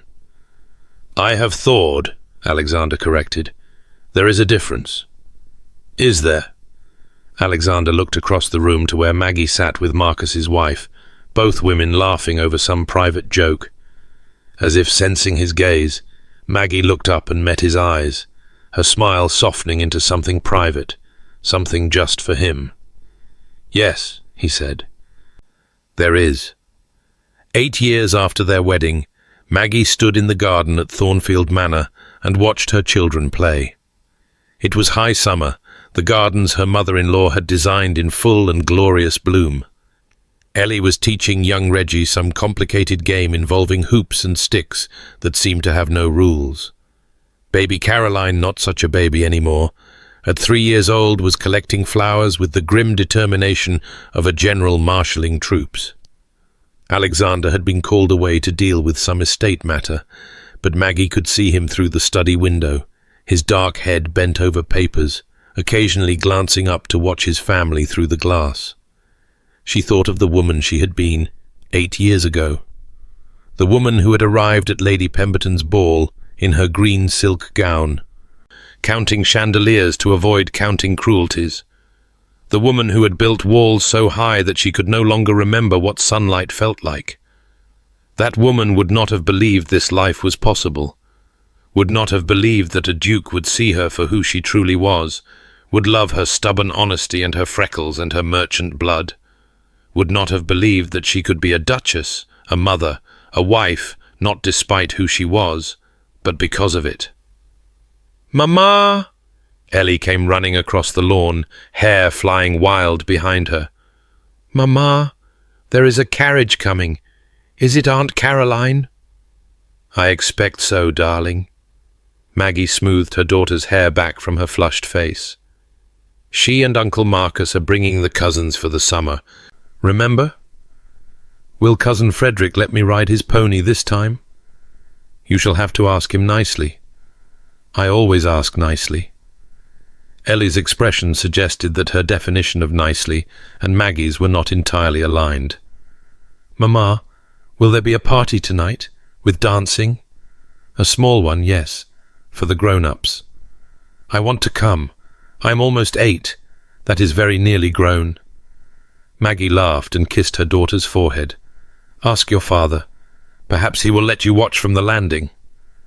Ellie shrieked with delight and raced toward the house, presumably to begin her campaign immediately. Maggie watched her go, heart full to bursting with a love she had once believed herself incapable of feeling. A hand slipped into hers. She turned to find Alexander beside her, his estate business apparently concluded. "A party tonight, I hear," he said. With dancing. A small one. I hope you do not mind. I never mind anything you plan. He pulled her close, wrapping an arm around her waist. Though I reserve the right to hide in the library if Lord Pemberton begins talking about his canal scheme again. The canal scheme failed years ago. And yet he persists in discussing it. The man has a gift for boring conversation. Maggie laughed, leaning into his warmth. You are terrible. I am honest. You, of all people, should appreciate that.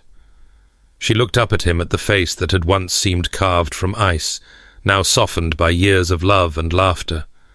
At the grey eyes that had frightened half of London, now warm when they rested on her. At the man who had stood in Lady Whitmore's garden and declared her his guest, who had proposed to her in a midnight bedroom, who had waited for her when she ran away. I do appreciate it, she said. I appreciate everything about you, even the parts that are infuriating. Especially those parts, I should think. They keep you on your toes. As if I needed help with that. She rose on those very toes to press a kiss to his jaw. I love you, Alexander. And I love you.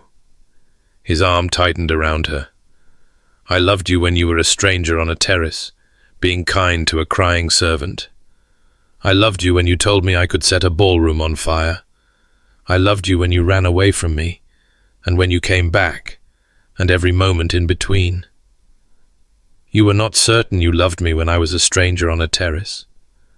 I was certain of something. Love seemed as good a word for it as any. He kissed her forehead. You changed everything, Maggie. You walked through my walls like they were not even there, and I have been grateful every day since. Even the difficult days? Especially the difficult days. Those are the ones that teach us what we are made of. She thought of all the difficult days they had weathered, the disagreements, the moments of doubt, the times when old fears had risen up to cast shadows over their happiness. And she thought of how they had weathered them together, refusing to let go of each other even when the holding on was hard. That was love, she had learned. Not the absence of difficulty, but the commitment to face it together. The carriage is here, she said, spotting the vehicle coming up the long drive. We should go greet our guests. In a moment. Alexander turned her to face him fully. I want to remember this. First. Remember what? This exact moment. Standing in my mother's garden, watching our children play, with the woman I love in my arms. His voice was soft. There was a time when I believed I would never feel anything but grief again. You proved me wrong. We proved each other wrong. Maggie reached up to touch his face, tracing the lines that had deepened over the years, the silver that had spread further through his dark hair. I believed I would never belong anywhere. You gave me a home. You gave yourself a home. I merely provided the house. She laughed, rising to kiss him properly. You are impossible. Impossibly yours. The carriage had stopped before the house, and Caroline was already emerging in a flurry of travelling clothes and excited exclamations. Children poured out after her, her three and Maggie's three converging in a chaos of greetings and questions and demands to see the new puppies in the stable. Maggie and Alexander watched from the garden, hands still intertwined, as their families merged into one noisy, joyful mass. We should go help, Maggie said. We should. But neither of them moved. The summer sun was warm on their faces. The garden hummed with bees and birdsong. Somewhere in the house, a child shrieked with laughter, and Caroline's voice rose in mock exasperation. It was ordinary. It was everything. I am glad you let me in, Maggie said softly. That day at the garden party, when Lady Pemberton asked who had allowed me entry, I am glad you stood up. So am I. Alexander's arm tightened around her, though I prefer to think of it as standing beside you, rather than standing up for you. You never needed defending. You only needed someone to recognize that you belonged. And you recognized it. I recognized you. He kissed her temple. My Maggie, my wife, my home. She leaned into him, watching their life unfold before them, the children and the family, and the years still to come. "Let us go greet our guests," she said, "before Caroline comes looking for us and accuses us of hiding." "We are not hiding. We are savoring. She will not appreciate the distinction." "No," Alexander agreed, smiling. "She never does." They walked toward the house together, toward the noise and the chaos and the love that had grown from such unlikely beginnings. Behind them, the garden bloomed in the summer light, beautiful and wild, and exactly as it was meant to be, just like the life they had built, just like the love that had made it possible, just like them.